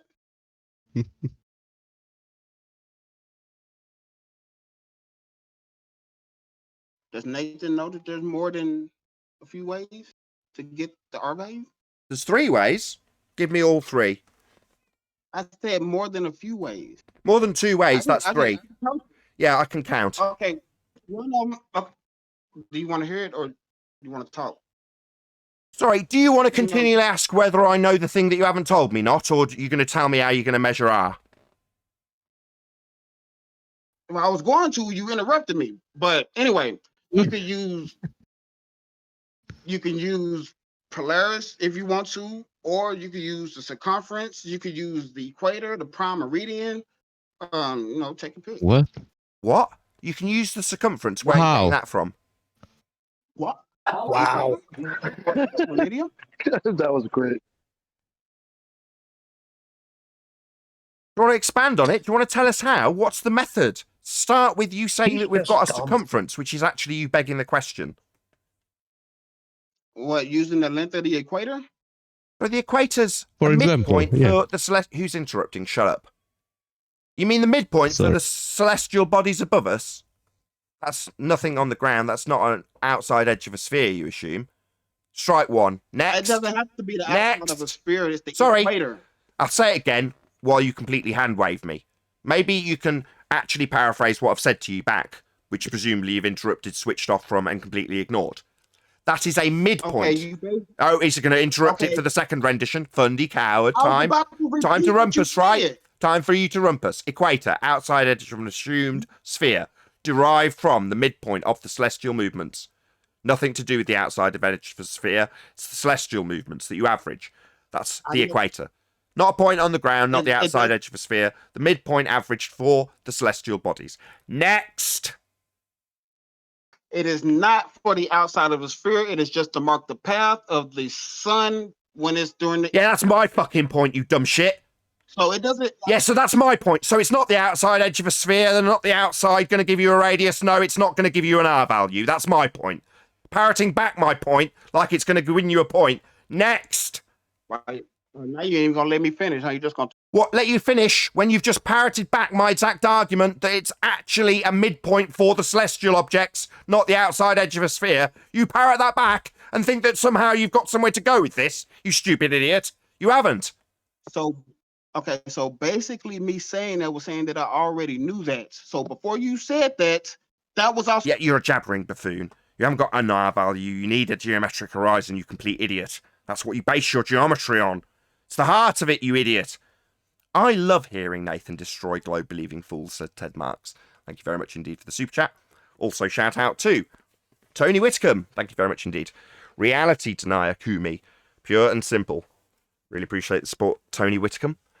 Also, shout out to Retro Bill. I sincerely appreciate all of the hard work that goes into this thought-provoking channel. Wow, thank you very much. I'm slightly taken aback, Retro Bill. Really do appreciate the support. Thank you very much. Tell us more about that horizon you're supposed to have that you can't see ever, Virus. What you want to know about? I wasn't really talking too much about the horizon. Where the hell is it? Well, okay, so you have, okay, the that's black what we want to know. Yeah, and for a year and a half, you guys have been telling us you don't have one. And why would we expect to see it? Meanwhile, you told us at the same time that boats are going over this thing. So how the hell do you sound right now? Like, do you even know what you're saying? Tell us more. Tell us more how you can't see the geometric horizon. Go ahead. So what's wrong with refracted objects disappearing behind an refracted objects? As he's saying it, he realizes how stupid it is. What's wrong with refracted objects going behind a refracted horizon? So you've got a mirage obscuring a mirage, have you now? What an absurd load of old nonsense. What's wrong with objects that we can see that shouldn't see because they're behind a geometric sphere edge obstruction being seen but being refracted with respect to a refracted horizon because we haven't got a geometric one anymore. What's wrong with that cluster screw of nonsense? A lot. You added a whole bunch of nonsense in there. Oh, really? Well, I'll tell you what's wrong with the refracted value then, shall I? As that was specifically your question. I have a memory and can listen to what my opponent actually says. What's wrong with the refraction? That was not my question. Your refraction That was not my question. Your refraction was your question. What's wrong with refracting it? No, it wasn't. I think I know what you asked. It wasn't. So you weren't asking about refraction. I just imagined that. Yeah, I did not ask you about refraction. What's wrong with a refracted target being behind a refracted horizon with lots of stuttering in between was what you said. Yeah, I was asking. Yeah, so I fucking heard you, you dumb shit. Right. The problem is your refraction's based on an R value. Terrestrial refraction includes R. And that would require a geometric horizon to have been measured to get 3959 to be part of 7/6 of 3959. So you're going to need the 3959 because your refraction's got it in it. And you can't see it, can you now? So if you can't see a geometric horizon, where are you getting the 3959 for your 7/6 or any derivative of 3959? Because that's what your refraction is. It's derived from the R value that you can't see anymore, Virus. Polaris. You can get it from Polaris. Or Sorry, you can get it from some other nonsensical bullshit that you're going to make up. Polaris? What, a star? So a minute ago we were getting the equator from a star, and now we're getting an R value from a star? That's in the sky. Yep, you can do that too. That's one of the ways I gave you earlier. Oh, really? Tell us about it. I'll keep the live show going, Virus, as you don't seem that keen to be doing this live. Tell us about how you get R from Polaris. Hysterical. You say what? How do you get R from Polaris? Your claim, dipshit. Back it right now for a live audience. Go. You look at Polaris and you see how many degrees it drops down from the sky as you move away from it. For every degree, see how far you went back. And as it goes until it goes all the way down, measure how far you go back. For every degree, you would end up getting around like 69.4. I don't remember, but it's like around 69 miles. For 69 miles, that thing will drop 1 degree. So 1 degree, 69 miles. You use that, multiply by 360. Boom. Why? What you mean, why? Sorry, why are we... What? You're having me on. Why are you going to beg the question of it being circular? No, you're asked. I'm not begging the question. You're asking for how you get a measurement. All right, what's the 364? What's the 364? Circle. A what now? A circle. What, your assumption that it's going to be taking place 1 degree at 69, whatever you said, because you haven't got the vaguest clue what you're babbling about because it's on a circle already. So, I'm begging the question fallacy then. The shape of the Earth. This is so you're going to assume that it's circular when you make this measurement then? Yes, I already knew. Yes, you're going to assume it, you dipshit. Yeah, so I kept the live show open for a begging the question fallacy where you assume it and just insert a 360-degree circle, the very thing you're supposed to be proving, at the start of your measurement, so you already know you're on a sphere. Oh, right.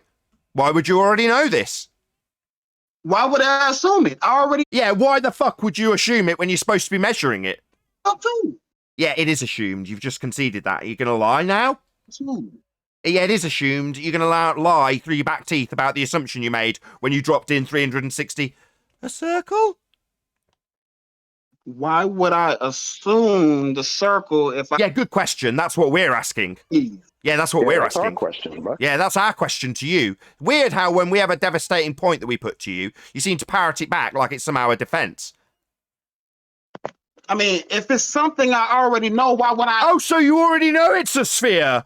Oh, well, why are you making any measurements then? You can beg the question perfectly adequately without looking at Polaris. You already know. That's perfectly acceptable, right? Also a logical fallacy known as circular reasoning, begging the question.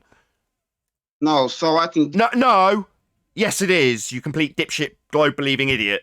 Yes, begging the question fallacy. Yeah. When you assumed you were on a sphere, part of your measurement, that's the thing you're supposed to be measuring and proving. But you're going to assume a sphere and then derive an R value from the assumed sphere you've got. Yeah, that's just a circular reasoning, mate. That's called begging the question. If I already know it's a sphere, You don't already know it's a sphere, dipshit. Yeah, we've debunked the geometric horizon and your assumption of an R value. Yeah, you don't already know you'd have an R value derived from a geometric horizon you can't see. What do you mean you already know? You can't see the geometry, so how do you already know? You've got an apparent refracted horizon based on an R value that you already know. That's how you don't already know. Yeah, it's circular reasoning, you dipshit. Yeah, you're not making it. Yeah, it's circular reasoning, you complete dipshit. Is this what you came here for? Circle reason your way around the black swan that you haven't got an argument against? You told us specifically you haven't got a geometric horizon. The very horizon marked with an X and labelled horizon in your geometric assertion that used to block boats, buildings and the Isle of Man. But apparently it isn't a hill anymore. Yeah, we know. Welcome to Flat Earth. Why would you assume if any of that? That don't make sense. Why would I assume what? A sphere? I don't. You do. I don't. What? The 360 degrees of a sphere beneath you that you're going to put in this measurement because you don't assume it? Yeah, you do. You're just a fundy circle jerker who can't bear the thought of having his fallacy pointed out by a flat earther. Who can't bear the thought of me pointing out that you require a geometric horizon after you've told me you haven't got it and you can't see it. You'll fundy mute the crap out of that 6 times, won't you?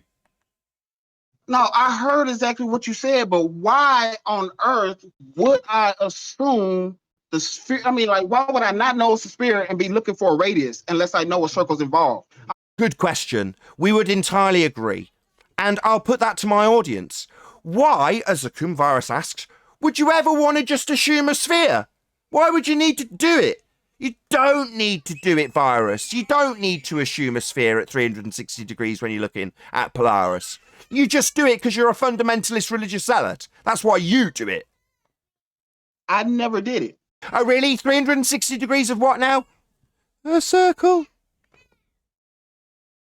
Why would I look for a radius unless a circle's involved? You wouldn't unless you assumed one. That's right, Virus. You're snatching your own wig, as Chocolate would say. Okay, so you asked me how would I find a radius of a sphere. So no, you're assuming the sphere and assuming you can get a radius from it. The answer to your question, which was how do you get an R value, that includes the circle automatically. Why would you get an R value with no circle? Earth, moron. Why would you get an R value with no circle? Well, you wouldn't, and you haven't. We've debunked it with the black swan, therefore no circle. A circle involved. Just fundy muting the answers now. Is it just a constant string of you talking through me when I try and reply? I wasn't finished. Wasn't fundy muting, and I've suddenly gone very quiet now. Yeah, you were. That's what you do. I'm responding to you doing it now. Middle of a sentence, you're talking. It's because it's devastating. Why would you assume a circle? Why would I need to assume and get an R value if I haven't got a circle? The answer is you wouldn't. But you still do it. You're still doing it right now. No. You're in the midst of cognitive pain and constant fundy muting. Yeah? While I try and detail that you're asking me why on God's green earth you would assume a sphere. You wouldn't. But you do it anyway. Because you're zealots. That's why. If you ask me to look for a radius, what other shape? Sorry, I'm not asking you to look for a radius. You do that of your own smegging volition. Do I go out and say, hey, world, go out and look for the molten iron core? Or... No, I ask you dipshits who claim it to prove it. Nope, you just asked me 10 minutes ago, what ways do I have to find R? You literally asked me that. You claimed it. You assumed it. So I'm going to ask where you got it from. That's not unreasonable. So I'm going to answer your question. And if you're asking me to where is an R value, that means there's a circle involved. Oh, I see. So because I'm asking you where the fuck you got this assumption of a circle and an R value, you're saying, well, if you're asking me where I got this assumption of a circle and a sphere value, then there must be one because you're asking me for it. Are you nuts? Seriously? Nothing to do with that, bro. You asked me. It's got everything to do with a fundamentalist religious zealot on a live show who has an assumption of a sphere and is justifying it by saying, well, you asked me for it. No, I don't give a shit whether or not you assume a sphere. You can't get an R value. We've debunked it. It requires a geometric horizon, marked with an X labelled horizon in your Earth curve maths, used to derive your refraction value at 7/6 of 3959. The R value you can't get, you can't see, and you've conceded that. But now you're going to say, well, why would you ask me to get one? Well, because you assert that you've got one. That's why. Well, if you're asserting that I assert I've got one, I must have one then. That's your logic. You people are imbeciles. It's worse than that. It's worse than that, if I may, just for a second. Virus, please. So you say you got one from Polaris, right? And is it the same 3959 you got from Polaris when you pre-assumed you were on a circle? Is that true? Is it still 3959? Shout out to Retro Bill. He says, this fundy for dessert is the cherry on top. Thank you very much indeed for the super chat. Good question. Retro Bill. So, Virus, is it still 3959 if we go with your begging the question? Or has it changed from Polaris? Okay, hold on. Before we do this, just real quick. That Polaris. Hold on, no, because I did that with Nathan, and all of a sudden he thinks I assume a spirit because he asked me for a radius. So are we assuming a shape here? I'm giving it to you. I'm giving you your Polaris, and let's go on with it. Is it still 3959? The radius? Yeah. Okay, great. Then let me read the modus tollens. If the Earth is a sphere with a radius of 3959, no matter who derived it by what means, but you just admitted it was. So here we go. If the Earth is a sphere with a radius of 3959, then every horizon distance measurement must be no more than 1.225 times the square root of the observer's height in feet. Well, you're still stuck with the black swan because you need it to be no further than that because it's limited still based on your 3959. So you're screwed both ways. Shout out to Guns of Navarone RMP, who says, Nathan at the top of his game, poetry to the ears. Thank you very much indeed for the super chats. Credit to the panel just as much as me, Guns of Navarone, but I really, really appreciate the super chat. So with that, I'm going to say a huge, massive, enormous thank you to all of you who did smash the super chat, liked, commented, shared, subscribed, and all that good stuff. If you are watching this on either Nathan Oakley 1980 or Nathan Oakley premiering streams, then stay tuned as there will be an after show to follow. I've been Nathan Oakley, and I'll see you all in the next video.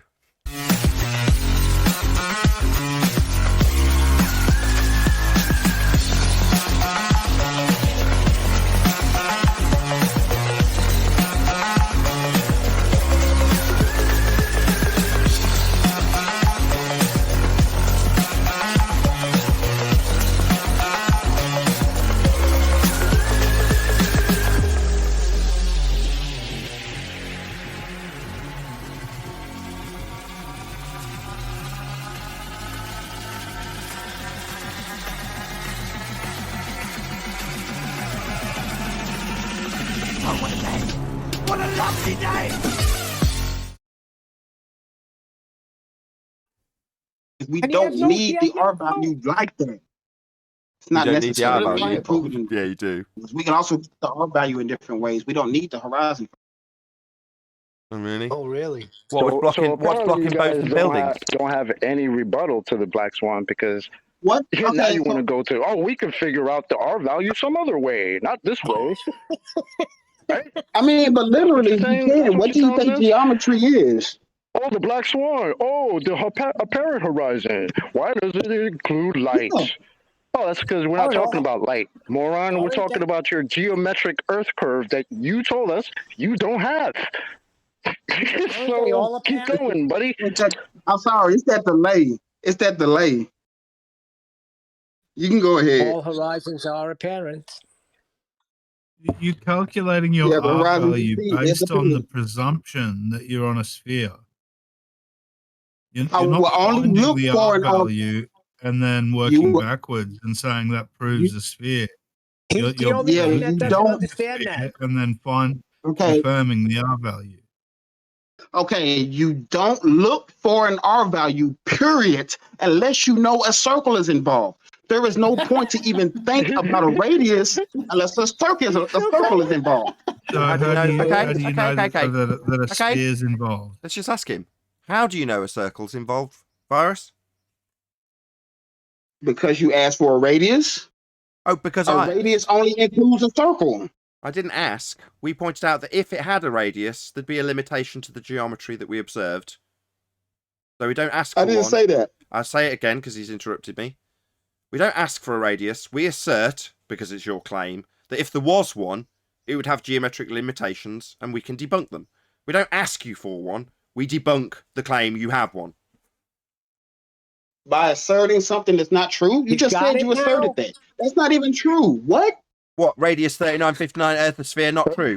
Yeah, we know. Welcome to Flat Earth. No, you can't base your apparent vision on something that's like geometric like that when it's light rays bending and not going straight. Perfect.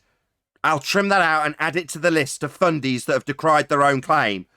Your tangent point you can't have then to do your geometry. It's all bendy. You know a tangent's straight though, right, Virus? What do I need this tangent for? To do the fucking geometry of a sphere Earth. Why do I need a tangent for that? To do the geometry of a sphere Earth. To calculate. Why do I need a tangent to do geometry on a sphere Earth? Because that's required to do the geometry. Says who? Says your Earth curve maths.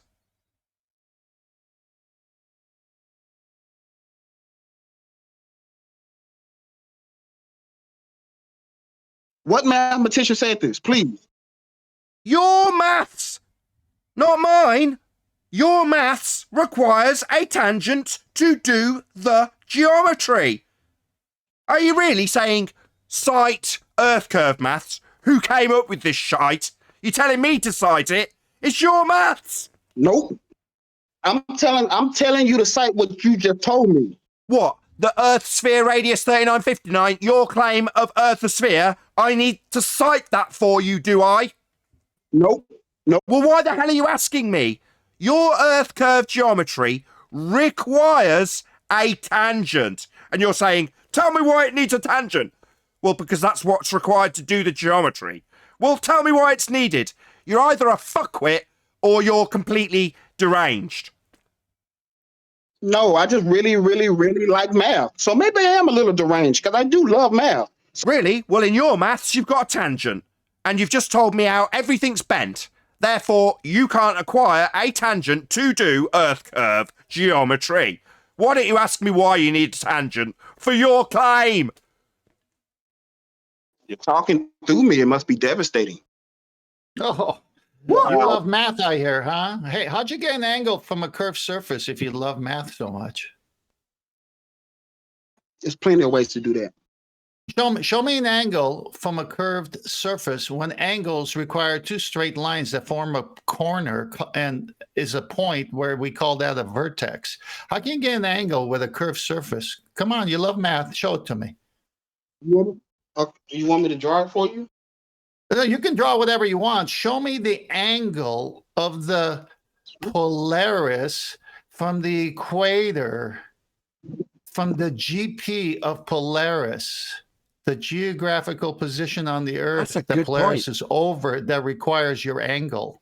Yeah, I'm sorry, you got a curve in the way, 10th. so you can't get that angle. Sorry, good point, 10th.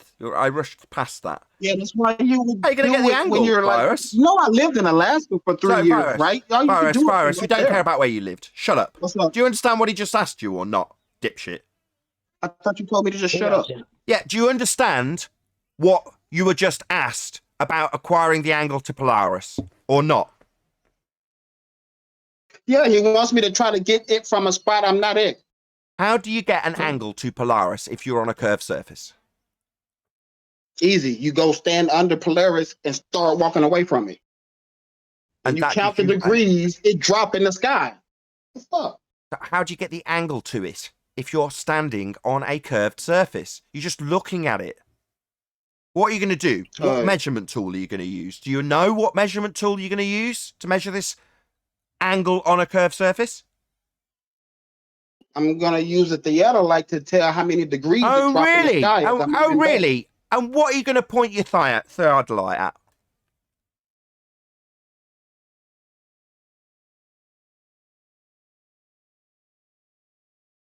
Polaris at the 12 o'clock So you're position. muttering, stuttering fuckwit. Do you know how theodolite works? Can you not understand me? What have you got to point it at? Yeah, can you, Stuttering, can you fading not facts, understand me? moron. What are you going to point it at? 12 o'clock? Above 12 me o'clock? where Polaris starts? What else are you going to point it at? What are you going to Or line it put- up with? Come on, Virus, you love The- math. Starting 0 degrees on Polaris. Oh, 0 degrees. Where'd you get that? Do you get that? Do you get that? It's Where'd you get starting that? point 0 degrees. Do I get it? Where do you get it? That's the You're starting making this point. measurement. Do I get it? No, I'm asking you where you get it. It's the starting point. Where'd you It's get the starting 0? point. It's the starting point. Where'd you get it? It's the starting point for the star in the sky. Sorry, 0 is a starting point for a star in the sky. That makes no sense. What are you babbling about? Do you know what you're talking about? Do you know how to use the theodolite? How do you use the theodolite? Yes, I do. How do you use one? You can zero it out at whatever you want it to be. I've had some that you could zero out. You could point it at the sky and zero out. And that would be your 0 degrees right there where you leave it, where you zero it out at. You can point at the star, zero it out, and start moving back. So it's at your zenith position when you're directly under it, correct? A true 90. Hold on. When have you been at true 90 to Polaris? I've been very close. Well, I lived in you just told me you ain't care where I lived at. Yo, you stupid twat! When have you been at 90 degrees to Polaris? You just told me you don't. Yo! You need it 5 times, you stupid idiot. So you can sack my balls. Yeah, you can suck mine. Oh, not so creative, huh? When have you been at 90 degrees to Polaris exactly? Suck my balls. You just. Is that your response? Because that's not a rebuttal that you've suddenly won with. Yeah, you haven't been at 90 degrees to Polaris. You don't seem to be answering me. You just seem to be telling me to suck your balls, which is what I do when I pummel somebody. So I would say, you're not at 90 degrees to Polaris. Are you at the North Pole? No. No. So you can suck my balls. No. Yeah, that's right, Virus. Your nonsense measurement where you don't use the horizon starts with you at 90 degrees to Polaris. So at the North Pole. Wow, what are you, a fucking penguin? When you're in the North Pole. What are you, a penguin? Or are you sucking on my balls right now as I teabag you with your nonsense that you're definitely not doing? You're definitely not measuring this angle to Polaris. You're definitely not starting at the North Pole now, are you? Maybe you'd like to tell me to suck your balls. Do you know the North Pole? Do you know that you're not at the North Pole? Do you know where you are? You're not at the North Pole to get this 90 degrees to Polaris that your example required.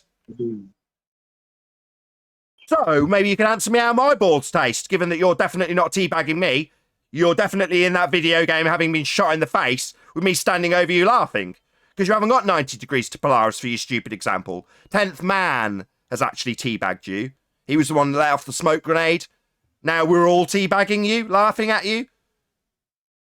You think it's in the North Pole? Yeah, you haven't got an R value. You haven't got a geometric horizon. You've told us that a hill doesn't get in the way to block boats and buildings.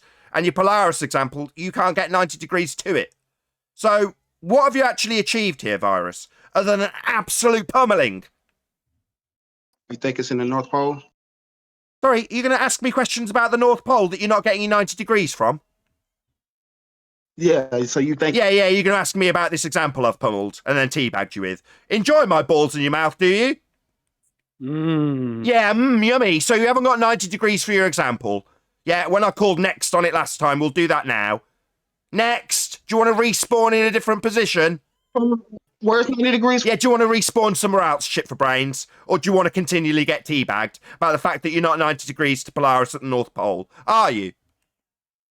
Hey, Nathan. So how do my balls taste? It is going to be the constant teabagging. Maybe someone came to give you a revival and you thought you could start a new argument.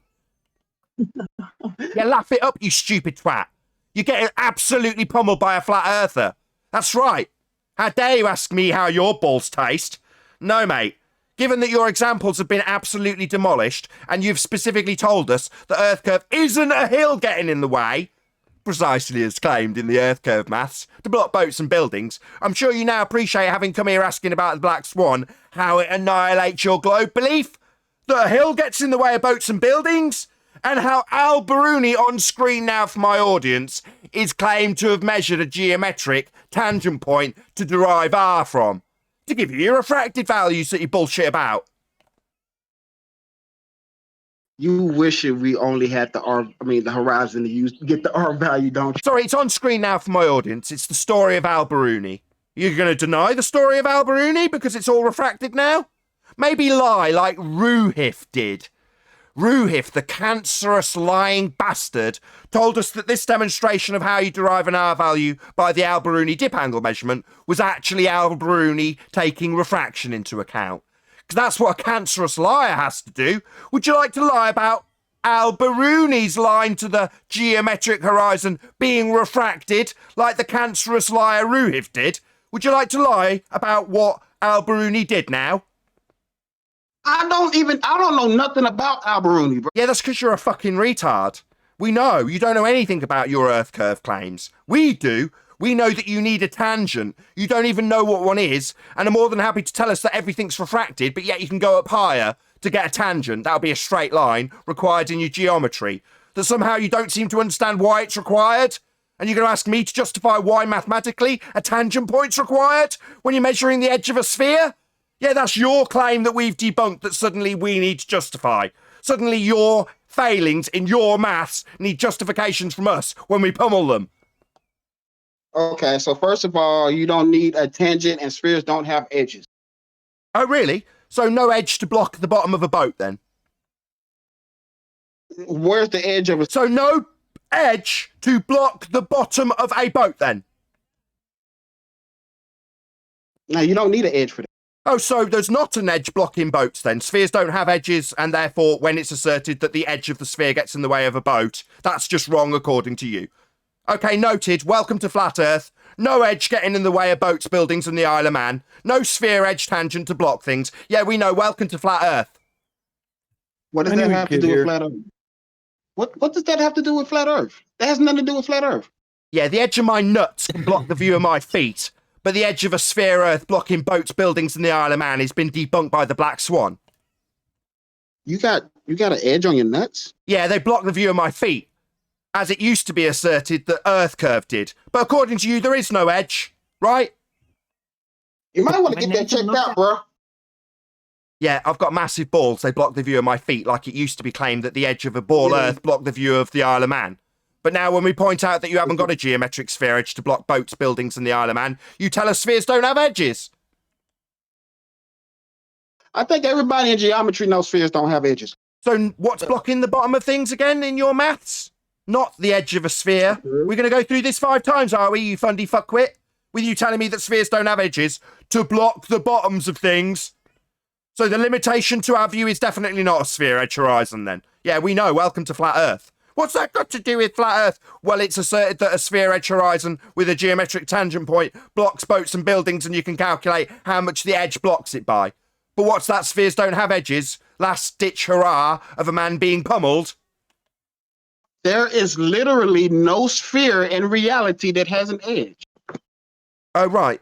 Well, I can easily hold up a basketball and show that there is a limitation, edge, to the view beyond the basketball. And that is definitely a geometric tangent point horizon on a physical basketball. We just don't have that in reality. Earth doesn't have the same geometric tangent point edge to qualify as blocking things in the distance. A physical ball would. It'd be like a hill in the way. The basketball edge would block things that are beyond the basketball that you can't see. Yeah, that would be a tangent point edge. It used to be claimed that Earth had that. But now when we point out that we've got this Black Swan argument, fucktards like you come and tell us that boats and buildings aren't being blocked by edges. Nobody would ever claim that a sphere has an edge, like the top of a basketball blocking things beyond it.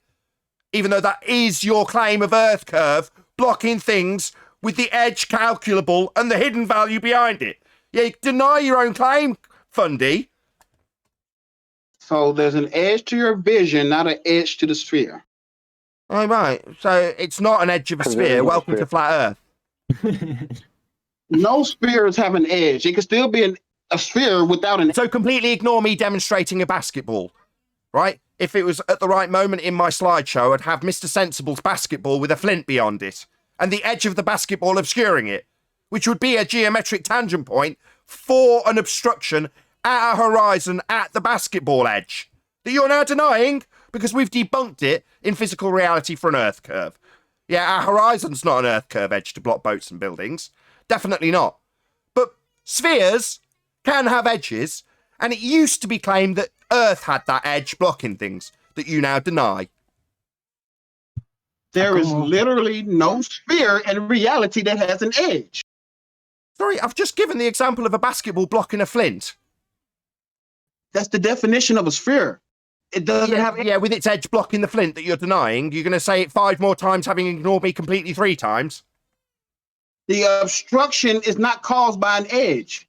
Oh, right. Yeah, so the topmost limitation of the obstruction when you've got a basketball and a flint behind it, formally the claim that Earth curve horizons get in the way of boats and buildings, by comparison, isn't actually a limitation to your view of a flint over the other side of a basketball. That's not really an edge. That's just the limit to your view, otherwise known as an edge. The limit. The edge. But it's not an edge, because spheres don't have edges, because we've debunked the geometric edge that you need to claim that you've got an Earth curve horizon blocking boats and buildings.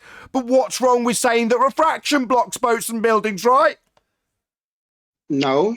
No, it's not right. We don't have a geometric edge. Marked with an X, labelled horizon in your Earth curve maths isn't real. We've debunked it. The Black Swan debunked it. You told us yourself. We don't see a geometric horizon, even though your maths has got one. Marked with an X, with a tangent. That's a straight line drawn to it. The globe never claimed that you can see fatality. Whoa. What the? Okay. Whoa. Can I take a bite out of Akumu? He was on my show too in chat being a total dick. Give it up. Okay. Yeah. So you have a modus tolerance based off the geometric horizon being further than it should be, but you can't provide a picture of the geometric horizon being further than it should be.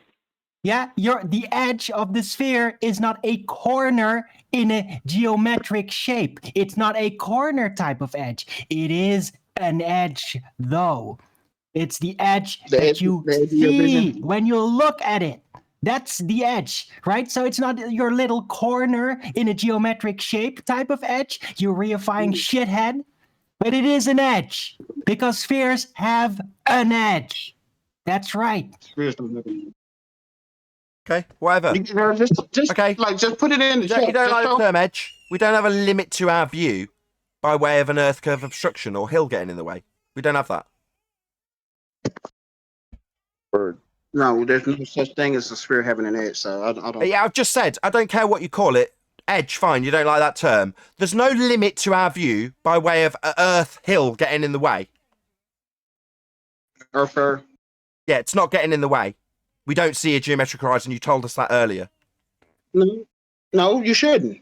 We never... No, you shouldn't. But if Earth was a sphere, you would. It would be a geometric limitation at radius 3959, 1.2 times the square root of the observer's height in feet.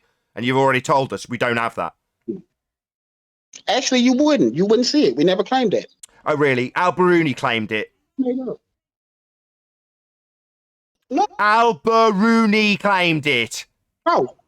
How? I didn't claim it. How? Al-Biruni claimed it and he got R from it. I'm not Al-Biruni. Yeah, and neither am I, but that's where you get your R value from, and the fact that you're not Al-Biruni doesn't change the fact that we've debunked his R measurement, which used the geometric tangent point horizon to get that R measurement. The fact that you haven't done it, you stupid shithead, doesn't change the fact we've debunked it. Nathan, how can you debunk an R? He can't even get it from Polaris. Virus, you still haven't answered the question. Outstanding. Can you, when you walk away from Polaris, when it's directly above you, say 1 degree, you're now 89. You're no longer 90, right? Oh, we can assume he's at the North Pole now, can we? Yeah. If you walk 69 miles away, it's drop 1 degree. Good. Let me have him. So you walk away. You can zero it out at the star and just let it. Hang on, Virus. Calm down. You love math. Don't be afraid of me. When you're directly under Polaris, assuming you were, you're at 90 degrees, correct? Okay. Correct? Okay, continue. Right. Continue. Correct? I said, yeah, continue. No, I want to hear the word correct so you don't come back and double speak. When you're So directly sad. under Polaris, are you directly at 90 degrees to it? Yes. Thank you. I'm going to let you walk 15 degrees away from it. Quit talking, please. I'm going to let you walk 15 degrees away from it. Are you now at what? Okay. 85? 90. It's going to be a little above 90. 75? Needs a calculator. 65? It's going to be a little above 900 miles. Dude. away No, at not 15 miles, degrees. degrees. 90 minus 15 is what? If it's 15 degrees dropped in the sky, that means you walked at least a good 900 miles back. Forget the miles. Are you 15 degrees now? What are you in degrees to it? We'll come to miles later.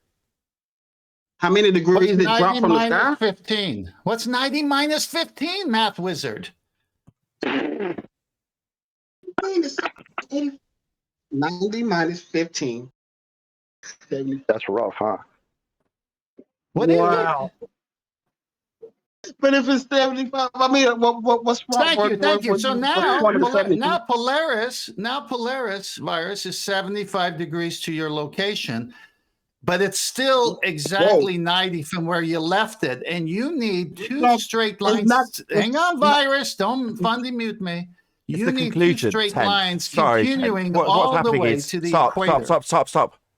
No, he doesn't want to hear it. it's only 45 degrees. It's only going to be 45 degrees. It's not going I'm to be stopping 70 him degrees. because he's in the middle of a point, virus. And what you've done, because you are like Rumpus, a cunt. He's in the middle of a fucking point. So shut up. Let him make his point. Try, I know it's hard, to actually listen to it. Not fundy mute the shit out of it.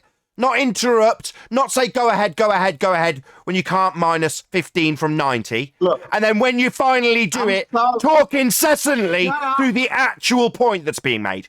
Shut your stupid mouth. I'm sorry you can't talk and listen at the same time, Nathan. So shut up. Go ahead, 10th. Let him go. So immediately, before you've got a single word out from 10th, he's babbling like the fundy asshole that he is. And when he got the first word out, I was... Yeah, and immediately, all we're trying to do, or I'm trying to do with you, Virus, now, is shut you up. That's rhetorical, you stupid clown. You are really insanely stupid. If you can't understand after I'm literally yelling at you that the whole point of me interjecting, stopping 10th man from talking, is to get you to shut the fuck up. If you can't comprehend that this is not rhetorical, right? It doesn't require any reply. It requires you to shut your fucking microphone. Mute yourself, you stupid retard. Go for it. Mute, you stupid bastard.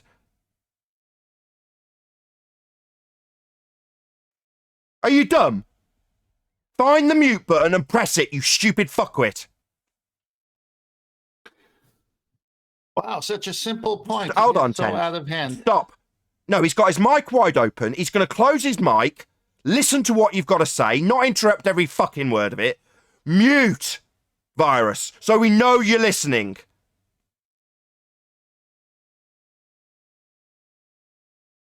Virus, I'm not going to let 10th man make his example with your mic wide open so you can interrupt him. Thank you. Go ahead, 10th man.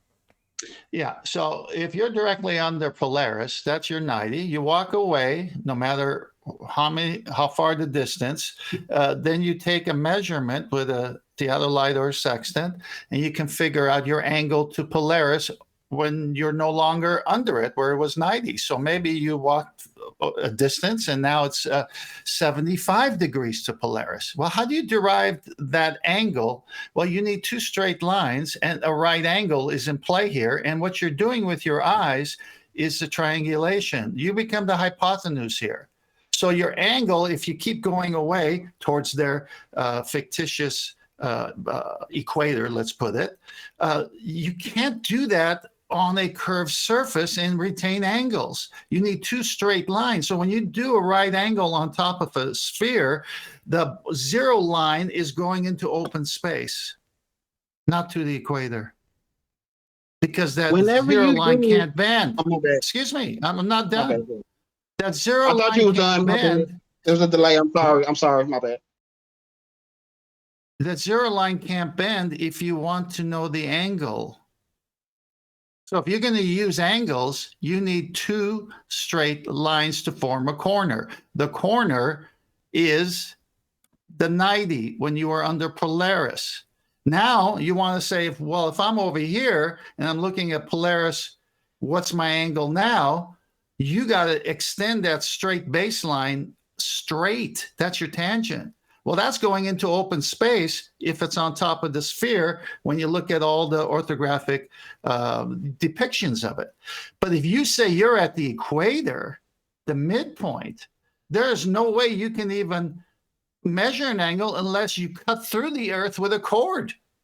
But you can't do that because you're on the surface taking the measurement, which means in reality, you're on a flat plane getting the correct angle to Polaris because you moved that much distance away, but you think you're on the sphere. Well, your math destroys you because you can't get an angle with one straight line and a curved line. It's impossible. Hey, Tim, can I ask you something? No, answer that. Well, why? Can you get, Hold on. Get an angle from one straight line and a curved line the way you're depicting, or do you need two straight lines? I'm not depicting anything about any kind of angle. Where did you get this angle from? Can you form a corner to get a true angle if one of the lines doesn't remain straight but curves away? Can you? No, I don't think so. But where are you getting these angles from? Why are you using angles? Flat Earth. I'm done. Why are you using angles? You're claiming to measure angles to Polaris. He's taking it apart. So, maybe the reason that you're going to constantly fucking interrupt me is because you've just taken an absolute pummeling. You're the one measuring them. Maybe you're going to now ask us why you'd be measuring them. Well, because we've requested them. Or some other dumb shit that you're going to come up with. Yeah, because I'm not using angles. What are you talking about? What, your claim that you can get an R value by measuring angles to Polaris? I never said anything. Oh, you didn't? You're going to deny it? You're a lying bastard then? I said... So you're a lying bastard then? Am I going to kick you out like Rumpus for lying? Yo, you claimed angles to Polaris. You're lying fuckwit. Are you going to now lie or are you going to apologise because you've just started lying about it? So when you do... So don't tell me what I've done, you lying bastard. So your angles to Polaris that we've just debunked. Yours, right? Why would we ask about angles? Because you're claiming them. No, you heard... No. So now I'm going to kick you out for lying. No. Are you going to be branded a liar? This is your last opportunity, scumbag. Yes. You absolutely made the assertion you could get R by measuring angles to Polaris. Your claim. Now you're flipping it to his claim. No, it's your claim. Why would you be measuring them? It's because you claim them. A claim. Or are you just going to talk through my claim? So he's talking through me. Lying bastard wants to talk through me, pointing out that you're lying. You made this claim of angles to Polaris. Now you're denying it and asking why you'd be talking about angles. Using degree drop does not mean you're using angles. So you are making that measurement and that assertion then, which is why he's pulling apart. So you were lying when you said you hadn't made that claim, and now you're going to lie through me. Constantly. Constantly fundy fucking mute me. What a wanker. This is what we get, scumbags. Yeah? You want to know why I got a low tolerance for you assholes? This is why. Talking about the reason. Yeah, it's just talking through me constantly. It's not listening to a damn word I say. Well, I point out that asking us why we'd be talking about angles, and me pointing out because you've claimed it, and then you denying that you've claimed it, is an outrage.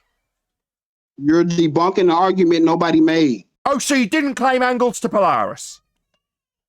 Degree drop from the sky. How many degrees it drops from the sky? Degree, Come is on, a degree an angle? Is a degree an angle, you lying piece of shit?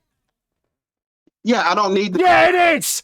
So you're a fucking disgusting, globe-believing, lying bastard. So you are claiming angles and you lying fuck. Man? Yeah, you are a lying fuck. You all are, you globe bastards. I hate all of you, including you, Virus. You've just lied to us. I'm going to calm down now I've finally got the concession. Yeah, the reason we're talking about these angles is because you claim them. And then you lie about claiming them, you piece of shit. I use degrees. Shut up! You piece of shit liar. You can be berated for your lies. You deserve to rot in hell. You can't even fucking. I would cut out your tongue if you were here, you disgusting liar. Mute this piece of shit. I would cut your tongue out of your mouth, you disgusting liar. Oh, but for some reason, you would let. Get out of my hangout and do not return. Every time one of you scumbag fucks comes here and lies through your back teeth to me, there will be no re-entry. I am sick of it. He's just taken us round this merry dance only to deny the very claim he's made and then lie about it. What piece of shit. Goodbye, cornball.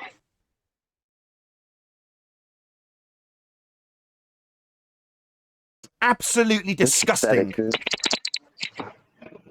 Yeah, that is pathetic. Hold on. He planned this whole thing because he wanted to come on in the after show. He knew what he was going to do. But at the end of that process, it's outright lies. That's all they've got. I didn't claim any angles. Why are we talking about angles? Why would you want us to talk about angles? Because you claim them. No, I didn't.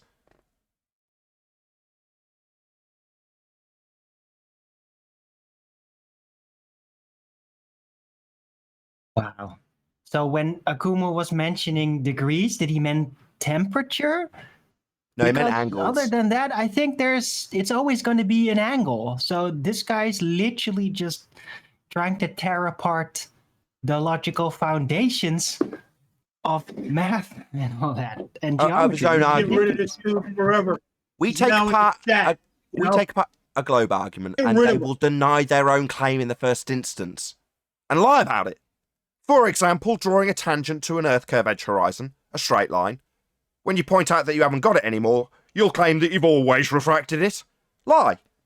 Or you'll claim that you can measure angles to Polaris. And then when we pull that apart, you'll say, why would we be talking about angles? I haven't.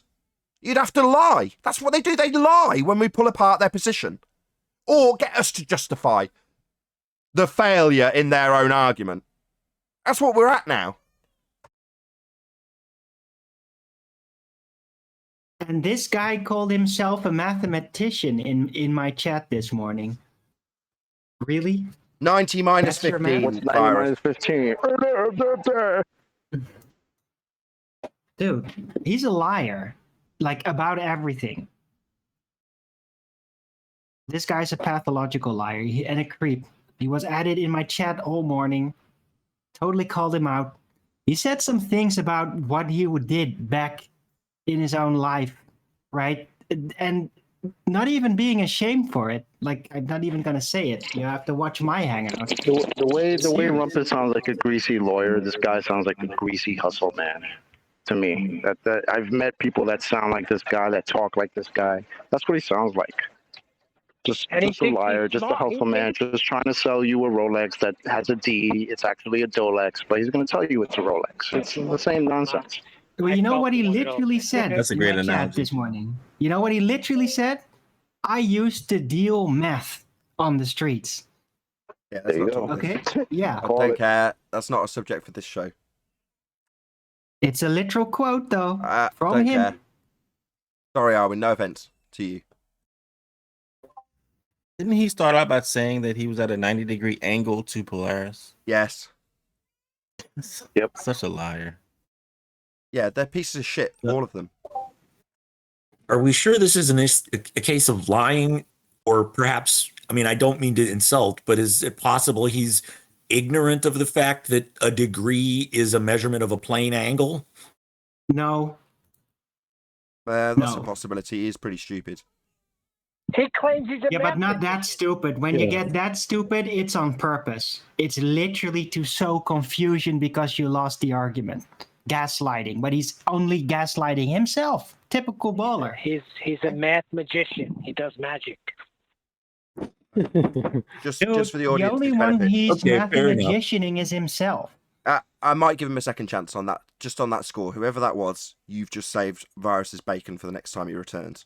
So kudos to whoever you are for doing that. Anyway, on screen now for the audience. Thanks. We've got what Mr. Sensible's example of what they claim Earth is. and how it obscures things with a physical geometric hill in the way of this flint. That's what their edge used to be when they claimed that the Earth got in the way of the Isle of Man. That's an Earth curve edge obstruction, analogous, they said, to this ball. That's what's in their maths. Well, if the Earth was a sphere, radius 3959, then every distance to horizon could be no more than 1.2 times the square root of the observer's height in feet. And the Black Swan shows beyond all certitude that the horizon is beyond the geometric limitations of a sphere, radius 3959. Therefore, the Earth is not a sphere. The hill that should get in the way, with its physicality, has been breached. Well, you can't have Earth as a sphere with a hill that's suddenly not there one day. That means the limitations of the geometry are no longer applicable. We have debunked Earth as a sphere.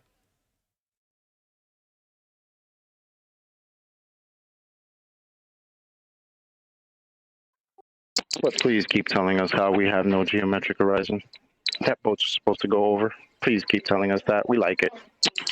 My passion with Virus is because somewhere I think deep down there's a good person inside Virus, and he's actually asking because he wants to know. That's what I truly believe. I sense it from him. As much as he frustrates me, it's actually because I like him. If I didn't care, I wouldn't get that frustrated with him. Yeah, Dude, that's just his sales tactic. Remaining likable against all odds. It's a sale tactic on the streets to survive, right? Don't fall for it. He is a merciless scumbag liar, the worst, and he will not relent for anything. Yeah, I agree with Owen. Some of the things he said in chat a few times just really makes him look sleazy. Yeah, I'll agree he's sleazy, but I'm not gonna account to malice what could be accounted for with stupidity, if I could get the saying correct. So, there. Well, I kept saying that earlier. As soon as he started, he's just dumb. Yeah, exactly. So therefore, me saying get lost, don't ever come back is probably a bit unreasonable. Off the back of Rumpus and my disdain towards him for 4 straight years, Varus shouldn't really have that tagged onto him. Not really fair. Well, I'll take Rumpus over Akumu virus every day of the week. Well, no, please not every day, but because Rumpus at least come on, Owen. but seriously, Rumpus knows actually how to do math. He tries to trick you with it, of course, but he actually knows something. He's not just bluffing about every single thing. He bluffs about a lot, but not everything. Akumu virus is just bluffing about everything because he doesn't know shit. He has no skills except for bluffing. Yeah, fair enough. Fire, bro. It's obviously emotional for you at this stage, Owen.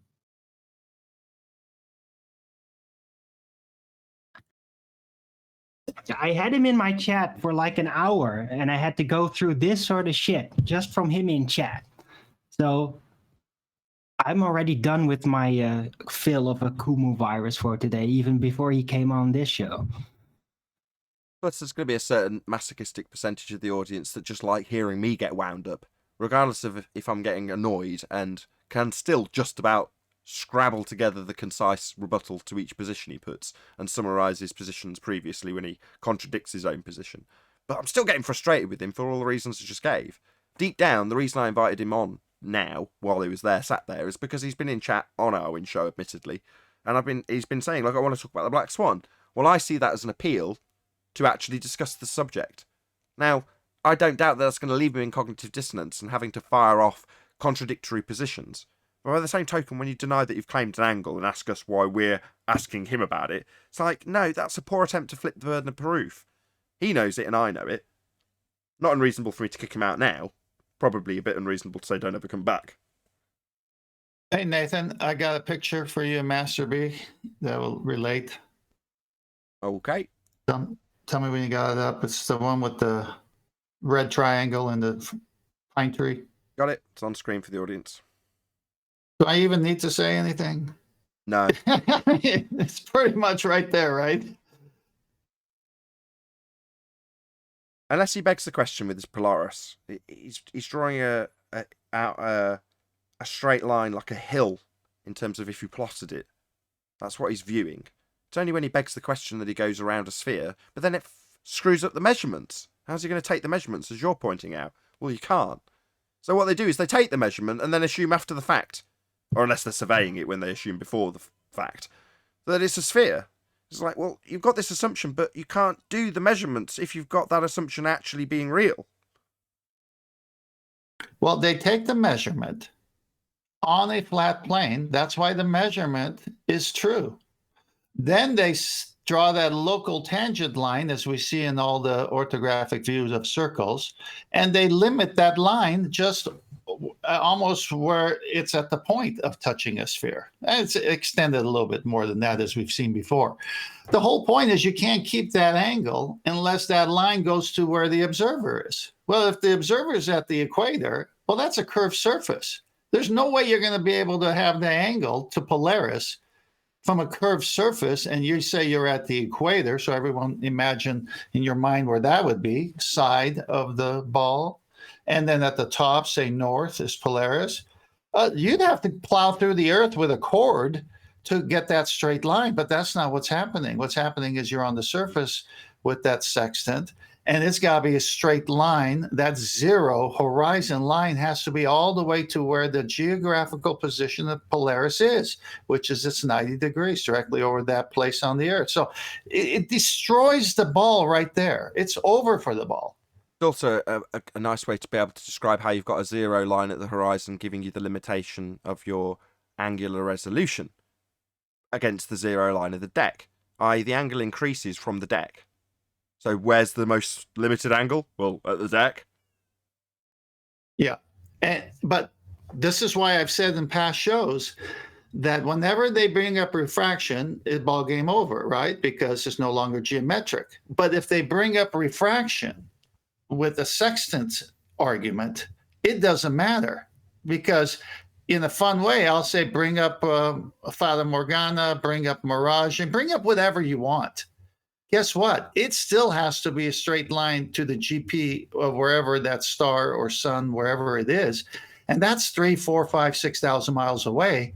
So it just blows right through refraction and mirages. That's just optics. That's just your eye. That doesn't mean that that isn't a plane for you to get your angles from. It still remains a plane beyond what your eyes show you or don't show you. Hey, Adam.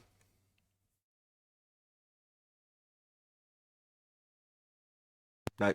Afternoon, guys. Sorry about that. That's all right. You joined right in the middle of it. Having a refracted object behind a refractor horizon.